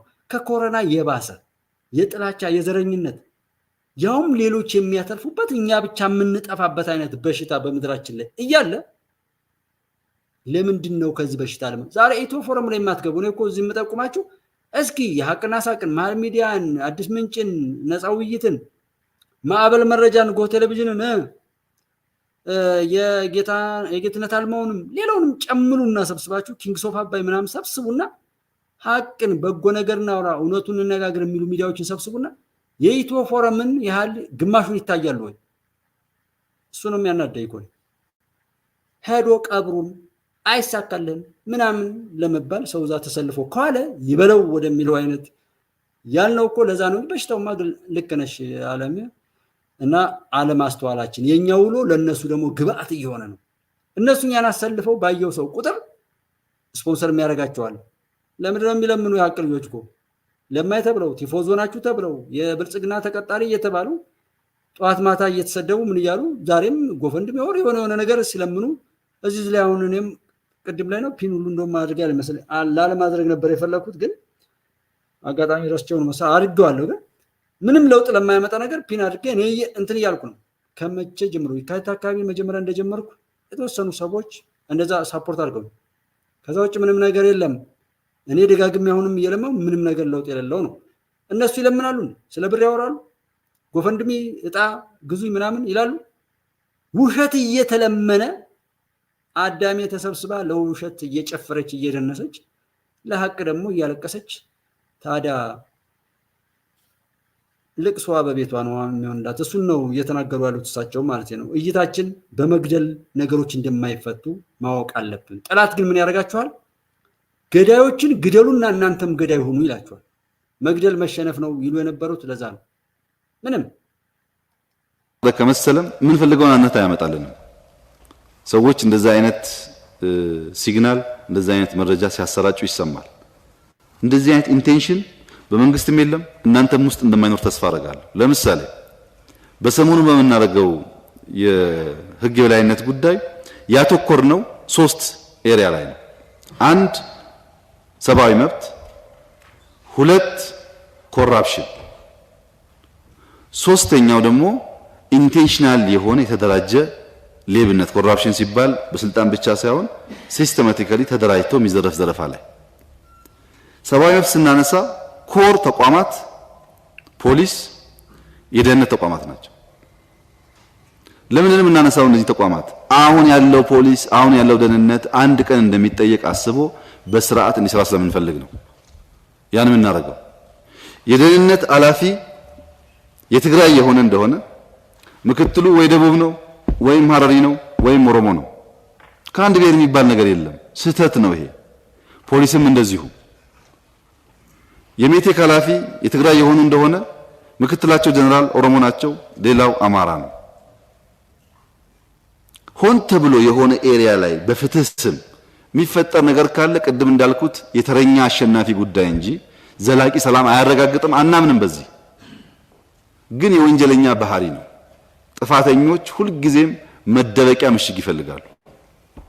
ከነዚህ ወንጀለኞች አንዱን ለወጣበት ህዝብ ብሎ ለወጣበት ብሔር ብሎ የሰረቀ ወይ የገረፈ የለም። የሱ ብሔር መግረፍን መሰቅን ስለማይፈልግ ሲገርፍ የሰው እጅ ጥፍር ሲነቅል ህዝቡን ሳያማክር ቆይቶ ጥፍር መንቀል ወንጀል ነው ስትለው የእንትን ብሔር ስለሆንኩ ይላል። ይሄ ትክክል አይደለም። ይሄ አደገኛ ነገር ነው። እዚያም ውስጥ ቢሆን ኮር በደል ፈጻሚዎች እንጂ በጅምላ በማስ ማድረግ አልተሞከረም። አብዛኛው በእርቅ ይሻላል ተብሎ ስለሚታሰብ ማለት ነው። በሀገሪቱ አሁን ላይ እየተካሄዱ ካሉት የማሻሻያ እርምጃዎች መካከል የተቋማት አሰራር ላይ እየተወሰደ ያለው ተጠቃሽ ነው። የብሔራዊ ምርጫ ቦርድን ጨምሮ በሌሎችም ተቋማት ላይ የሚወሰዱት የማሻሻያ እርምጃዎች ሊሰፉ ይገባልም የሚለው በምክር ሀሳብነት ተነስቷል። ስርዓት በመገንባት ላይ ትኩረት እንድናደርግ ለማሳሰብ ነው። ስርዓቱ ከተበጀ የምንሄድበት ሀዲድ ከተሰራ ምርጫውም ይሁን ፌደራል ስርዓቱም ይሁን ሌሎች ጥያቄዎችም ይሁን በሰከነ ህግ በየበላይነት ባለበት ሂደት ልንጓዝ ስለሚያስችለን እዚች ላይ ትንሽ ልዩነት ላሳይ ሞከርኩ። ዋናው ግን ኢንስቲትዩሽን ግንባታ እሳቸው እንዳሉት በጣም ኢምፖርታንት ነገር ነው። ስለ ኢንስቲትዩሽን ምን ሰራችሁ ሪፖርት እንፈልጋለን ማወቅ እንፈልጋለን ካላችሁ ራሱን አስችልን እንደ ውይይት ሳይሆን ኢንፎርማቲቭ ማቅረብ እንችላለን። ጠቅላይ ሚኒስትር ዶክተር አብይ ከፖለቲካ ፓርቲ አመራሮችና አባላት ጋር ባደረጉት ምክክር የ2012 ጠቅላላ ምርጫ የጊዜ ሰሌዳን የተመለከተ ሀሳብም ተነስቷል። አሁን እየተካሄደ ያለው ሪፎርም ኒው የፓርላማ ተመራጮችን ይፈልጋል፣ ኒው የክልል ተመራጮችን ይፈልጋል። አዲስ ሪፎርም ከኦልድ ተመራጭ ጋር አብሮ ሊሄድም አይችልም። እኔ አሁን የፓርቲን ኢንተረስት አይደለም ማየት የምፈልገው የሀገርን ኢንተረስት እስከሆነ ድረስ ታይሙ ተጠብቆ መሄድ አለበት ይሄ አስፈላጊ ነው ለማለት ያክል ነው። እስካሁን መቀየር አለበት ወይም መቀየር የለበትም የሚል ኦፊሻል ንግግር አላደረግንም። ያው እንደሚያውቁት እርሶ ግን ሐሳብ ቢነሳ ችግር የለውም። ምርጫ ጊዜ መራዘም አለበት የሚል ሐሳብ ሰው ይነሳል። አይ መራዘም የለበትም የሚል ደግሞ ይነሳል። መራዘም አለበት የሚለው አልተዘጋጀንም፣ ፓርቲ ያልሆንም፣ አልጠነከርንም፣ መልሶ ያደግ ያሸንፋል፣ አደገኛ ነው የሚል አርጊውመንት ያቀርባል። መራዘም የለበትም የሚለው ደግሞ ኖ ህግ አስቀምጠናል አንለማመደው፣ ይሄ ሽግግር መንግስት የሚባል ነገር ኢትዮጵያ ውስጥ ችግር አለው። መንግስቱ ኃይለማርያም ሽግግር እያለ 17 ዓመት ቆይቷል። ኢህአዴግም ሽግግር እያለ 7 ዓመት ገዝቷልና ሽግግር የሚባል ስለማንፈልግ በሁለት ዓመት ምርጫ ይካሄድ ይላል። ከሁለቱ ሐሳብ ያሸነፈው እና ብዙዎቻችን ዊን ያደረገው ሐሳብ ይወሰዳል ማለት ነው። እንዳይነሳ ብለን ከወዲሁ መዝጋት የለብንም። ይነሳ፣ እኛ ሎጂካል በሆነ መንገድ አሳምነን ገዢ የሆነ ሐሳብ ግን ሁላችን ይዞ ይሄዳል፣ ችግር የለውም። የተለየ ኢንትረስት ያለው ኃይል ያለ አይመስለኝም። ይራዘምም ሲባል አይራዘምም ሲባል ብዙ የሚያጣላ አይመስለኝም። ዋናው መሰረቱ ዲሞክራሲያዊ ይሁን እና ሐሳብ እንዳይነሳም ከወዲሁ መዝጋት እንዳይሆን ከፈት አድርገን ማየት ጥሩ ነው። ጠቅላይ እሺ፣ ይሄንን ነው የሚመስለው። እንግዲህ አድማጭ ተመልካቾች ይሄንን ነው የሚመስለው። እኔ አጀንዳ ኢትዮጵያ ነች፣ እውነት ነው፣ ሀቅ ነው። አጀንዳ እሱ ነው። በአለም ላይ ያለውን የተጓደለውን ፍትህ ማምጣት ነው አጀንዳ። ይሄንን ማንም ሰው ከሰራልኝ እኔ ዛሬው እንትላል። ሌሎች ሚዲያዎችን አጠናክሯቸው እንጂ የኔን ሚዲያ ምንም አታርጉት፣ ላይክም ምንም ማንኛውንም ነገር አታድርጉት። ቢኮዝ ኢትዮጵያ ብቻ የምትቀጥልበት ሚዲያም ሆነ ሰዎች ይኑሩ እንጂ ጉዳይ አይደለም። ሌሎችን ብቻ ደግፏቸው። እዛ ጋር አልካተት ያለውን ሐሳብ ለመናገር መጣሁ እንጂ ሌላ ነገር አለ። እንደና እንዲህ እያሉ እያፌዙ የሚሄዱ ሰዎች ከሆነ ዋጋ የሚያወጡት እነሱ ጋር መቀጠል ነው። ከሀዲያ ሄደው ኤርትራ ሄጄ እኮ አስመራ ሄጄ እኮ ኮሚሳቶ አይቼ መጣሁ እኮ የሚገርም እኮ ነው ይላል። ሄደው ኮሚሳቶ አይተው ማለት ወያኔ ጁንታ ስለነበረ እኮ ነው። አሁን ማን ነው እዩት። ይሄ ደሱ ነው እየተናገረው ያለው። ማን ኢትዮጵያ ስትፈርስ ቁጭ ብዬ በማየቴ እድለኛ ነኝ ያለው ሰው ማለት ነው። ይህን የሀቅ ሰዎችን ያልጠበቅ ሀቅን ያላስከበርን ያልጠበቅን ሰዎች በመሆናችን ማፈር አለብን። እንደዚህ አይነቱ ጭንጋፍ እንኳን አንተን የላኩን ሀገራት አፈርሳቸዋለሁ አይደለም ሀያልነታቸው ካርታ ላይ የት እንዳሉ እንኳን አይታወቁም። እንደዚህ አይነቱን ብኩን ቂጡን ሁሉ እየተባለ የኖረ ወራዳ ማለት ነው። እና ደሱ በኢሞሽንም በምንም ብሎ ቢል ምንም ስህተት እንኳ ቢሰራ ሀቅን ለማውጣት ብሎ ነው። ገብታችኋል? ግን ያስናቅነው እኛ ዶክተር አብይን የምናሰድበው እኛ ነን። መሪዎቻችንን ሰዎቻችንን እያስናቅናል፣ ቤተሰባችንን እያሰደብን ያለ ነው። እነሱ የዘሩት ነው ዘረኝነት፣ ያንን እያደረግን ነው። እነሱ የዘሩት ነው ውሸት፣ እዛ ውሸት ስንሰማ ነው የምንውለው። እንዲነዳችሁ ነው እንዳመጣሁት ነው።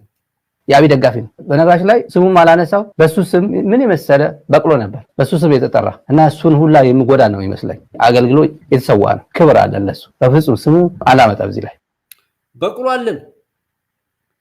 እነሱ የሆነች የበቅሎ አይነት ሐውልት ሰርተዋል አይደል? ማን ነው ግን ይሄን ያለው? ዛሬ ይሄ ልጅ እንዲያወራና እዚህ ቤት ሄዳችሁ እንድታዩ ኢሞሽናላይዝድ ሆነው የእውነቴን ስለሚገባ ነው።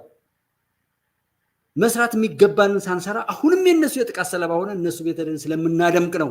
እዚህ 1000 ሰው የሞላ ያዩ ይሄን ቤት ጭራሽችን ማዘግቷታል። ላይክ 100,000 የሚያዩ ሰው አለ። የኛን ሚዲያ የሀቅ ሚዲያዎች 100,000 ተሰብስቦ እንዴት ውሸት በዚህ ልክ ይነግስብናል? ይሄ ጭንጋፍ ደሱን እንዴት ይናገረዋል? እኔ የቆምኩለትን እኮ ዓላማ ዋናው መቆሜ ነው እንጂ በትክክል ዓላማዬን ተወጥቻለሁ አልተወጣውም ቸክ ልታደርጉ ትችላላችሁ። እኔ ሜጀር እንድታደርጉም ነው የምፈልገው። የቆምኩት ግን ወይም ብሳሳትም ሀቅ እንዲወጣ ለማድረግ ነው የተናደድኩት። አሁን እኔ ለምንድን ነው ሀቅ ያልሆነ ነው እንጂ ለምንድን ነው እናንተ ጋር የምናደደው? ምን በወጣችሁ? የተናደዱ ሰው ማየት አትፈልጉም አይደል? ግን ሀገርን ስታስቡ ጥላቶች ደግሞ እንደነዚህ አይነት ባለጌዎች የሚሰሩ ሰዎችን ደግሞ አሁን እግር ይዘው ለመጎተት እንዲህ አይነቱ አኮፋዳ ይባላል ቆሻሻ ማጠራቀሚያ እንትን እነ ሲናገር ትናደዳላችሁ። ቢኮዝ ሰዎች ነን እና ደሱን ሲናገረው ይሄ ለምን ተናገረው እዩት። በዚህ አጋጣሚ ማለት ነው እና አብቹ እያለ ትንሽ ደግሞ አዲስ አበባ ጎርሶ ይመጣል። መከላከያም ትንሽ ይሸልማቸዋል። ሼባው ምለው እርድብን እንድትሉ ነው። ሽማግሌም ስለሆነ ነው። ያረጀ ያፈጀ ሐሳብ ይዞ የሚሄድ ሰው ስለሆነ ነው። ኢሳያስ ሽማግሌ ያልከው የወጣት ዘመኑ ኢሳያስ እኮ ይሄ እኮ ነው። እነዚህ ሲሸመግሉ ተመልከቱ፣ አስቡት በደንብ ሐቅና ሳቅ እንተንም ድል ከሐቅ ላይ አፕሎድ አደርጓለሁ ሙሉ ሲየንም እየተናገረው ለምን በቃ ልክ ናቸዋ። እነሱ ከበሰበሱበት ላይ እዛው ሆነው አሁንም ሌሎችን እየነኩ ይኸው እየተደመጡ ግን እያየናቸው ነው። ካሁን እያየናቸው ነው። ሽማግሌ ምናምን ቋንቋና ምናምን ምናምን የምትለው ኢሳያስ አፈወርቂ እኮ ነው። አብይ እንደዚህ በተቀብቶ የሚመጣው ከ40 ዓመት በኋላ ምናምን እንደዚህ ይሆናል እንዴ? አይሆንም እኮ። ይሄ መንግስት የሞተ የነቀዘ መንግስት መሆኑን የምታውቁት አንደኛው ደስ ብለው በዚህ ሰዓት የአብይ ድጋፍ በእነዚህ ብቻ ጫንቃ ላይ መውደቁ ነው። ማንም ህሊና አለኝ የሚል የዚህ መንግስት ደጋፊ አለመሆኑ አንዱ ነገር ጽድት ያለ ነገር የሚያሳየው የኢትዮጵያ እየጸዳ መሆኑን የምታየው እንደዚህ ብቻ ነው የቀረው የአብይ ድጋፍ። ይሄ መንግስት የሞተ የነቀዘ መንግስት መሆኑን የምታውቁት አንዱ ከሀዲያ አንዱ ከጋሞ ከዛም ትራሾችን ሰብስበው የአብይ ደጋፊ ነን ብለው ይመጣሉ። ኤርትራ ሄጄ እኮ አስመራ ሄጄ እኮ ኮሚሳቶ አይቼ መጣሁ እኮ የሚገርም እኮ ነው ይላል። ሄዶ ኮሚሳቶ አይተው ማለት ነው ጠጥተው የኤርትራ ዲያስፖራ ተምዘግዝገው የወደቁ እንደመሆኑ የምታዩዋቸው እንደዚህ ናቸው። እና ቀደም ብዬ ያሳዩዋቸው አጌናዎች አብይን ማዳን አይችሉም። አሁን ምንድን ነው የሚለው? ኤርትራን መያዝ አለብን ነው የሚለው። በቃ አሰብን ከየት ወዴት ተምዘግዝጎ እንደወረደ ነው የምታዩት። ይሄ ሻዕቢያ ምን አረጋ? ቀጥታ ሄዶ ከወያኔ ጋር ሄዶ ገጥሞ አሁን ከሰሞኑ ፋኖ ወያኔ ሸኔ ግንባር ገጥሞ ሶስቱ ያው በላቸው የሻዕቢያ ግልገሎች ናቸው። ሻዕቢያ የራሱ ሶስት ግልገሎች ተጠቅሞ ኢትዮጵያን ለማተራመስ መሄድ መንቀሳቀስ ሼባው ምለው እርድብን እንድትሉ ነው። ሽማግሌም ስለሆነ ነው። እድሜ ልኩን ኢትዮጵያን ለማተራመስ ሲያተራምስ የኖረ ኢትዮጵያን ለማፍረስ ሲተጋ የኖረ ሰው ስለሆነ ያረጀ ያፈጀ ሐሳብ ይዞ የሚሄድ ሰው ስለሆነ ነው። ኢሳያስ ሽማግሌ ያልከው የወጣት ዘመኑ ኢሳያስ እኮ ይሄ እኮ ነው። ሁላችንም እንሸመግናለን። እኛንን ነው ጥያቄ እንዴት ወይ ታንኮቹን ውሰድ ወይ ብድሩን ሰረዝልኝ ብሏል አሉ። ታንኮቹን ይገይሉ ብድሩን የምከፍለው ይሄ እንዴት ያለ ግፍ ነው ብሎ ይቃሉ። አንደኛ 15 ሀገር ሆናለች ሶቪየት ዩኒየን የሶቪየት ህብረት የሚባለው ተገንጥላለች። ለማን ነው መሰለህ? እኔ አሁን የቃላት ዲያሎጉን ሳይሆን ማንን ሊተች እንደተሰለፈ ነው እንድታውቁ የፈለኩት። ለዛ ነው ብዙ ሰዎች በዚህ ምክንያት እኔ በሚዲያው ላይ በተለያየ መልኩ እየተገፉ ወደማይሆን አቅጣጫ የገቡ ሰዎች ሁሉ አሉ ወይ ብዬ ነው የማስበው። ይሄ ጭንጋፍ ስየን እየሰደበው ስየ ደግሞ በእንደዚህ አይነት ባለጌ እየተሰደበ 10383 ብሎ አካውንት ያስተዋውቃል። ለምን ስዩም ተሾመ እየከፈለው የሄደውን ያለ ሂደት የሀቅ ሚዲያዎች ጎፈንድሚ ለምን ይለፋሉ? እንደዚህ አይነቱን ባለጌ ለማስወገድ በእውነት የሀቅ ልጆች ካፒታል የላቸው ሰው የላቸውም የሚሰበስባቸው በኢትዮጵያዊነት ማንነት ስምንትን ብለው የተቋቋሙ ሚዲያዎችን ደግፈው ሁሉም እንዲሰራባቸው የቻለውን እውነት ለኢትዮጵያ መሻገር ለእንደነዚህ አይነት ጽንፈኞችና ቆሻሾች ውድቀትና ሞት እንዲሰሩ ማድረግ አይችልም። እንኳን ተጠይቆ ሳይጠየቅ ይህን ማድረግ የሚችል የሀቅ ልጅ የለም እንዴ? ታዲያ ያንን ማድረግ ካልቻለ ምንስ መከራ ቢደርስበት ለምንድን ነው ሰው እንደሰራ ሰው ሲንጫጫ የምትሰሙት ነው ጥያቄ። እነዚህ ባለጌዎች ስራቸውን የሰሩት ማደፍረስ፣ መግደል፣ ማጋደል። ትናንትናም የሰሩትን ቆሻሻ ነገር ሁሉ ዛሬ ተጣጥበው ንጹህ ነኝ ብለው ይመጣሉ። በረከሰው ማንነታቸው ላይ እንደ ጻድቅ ይቆጠራሉ። የሚሰሩ ሰዎችን ሙሉ በዛ ክፉ ምላሳቸው እየለከፉ ወደ እነሱ አይነት የረከሰ ማንነት ለመውሰድ ሲጥሩ ታያላችሁ።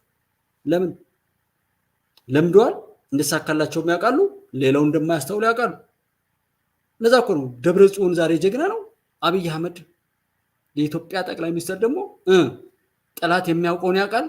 እኛ ግን ከዛ በታች ሆነን በማናውቀው ነገር ላይ በክፋት ተሰልፈን የምናገረውና እንዲና እንዲህ መሰል ነገሮች የሚያናድዱት ለዛ ነው።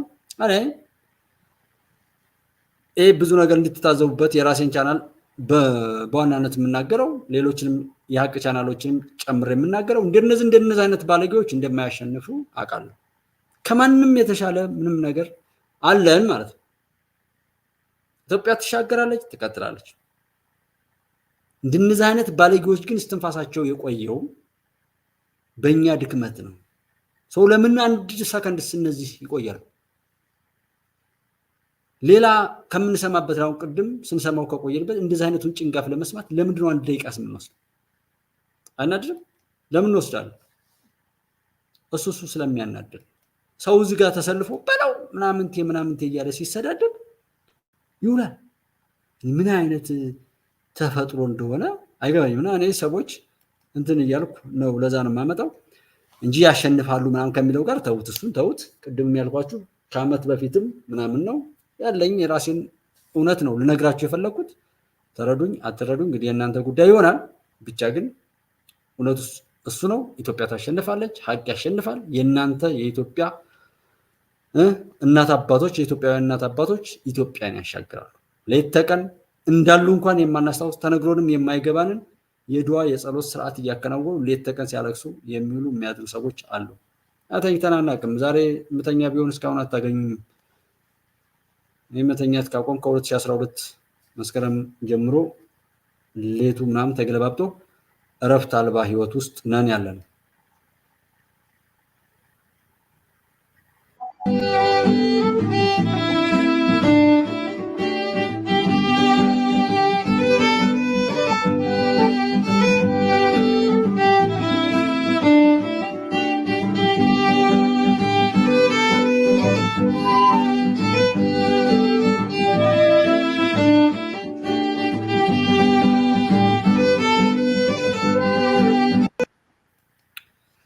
እሺ ሲሰራም ምንም ሲል የሚያለቅሱ ሰዎች ይህን እያዩ መጽናናት ይችላሉ። የኢትዮጵያ ድል ይቀጥላል። ኢትዮጵያን ለማሻገር የሚሰራ ሁሉ ደህንነቱ ይጠበቃል። ከዛ በተቃራኒው ለጥፋት የቆመ ሁሉ መጥፊያው ይሰጠዋል እንጂ ሀቅን ማሸነፍ አትችሉም። ይህንን እመኑ። ምንም ሀብት፣ ምንም ወረቀት፣ ምንም እውቀት፣ ምንም ስልጣን፣ ምንም ነገር ቢኖራችሁ ነቲንግ ኢምንቶች ናቸው። ዱንያ ላይ ምድር ላይ ምንም ያህል ብትፈረጥሙ ማለት የተናቁ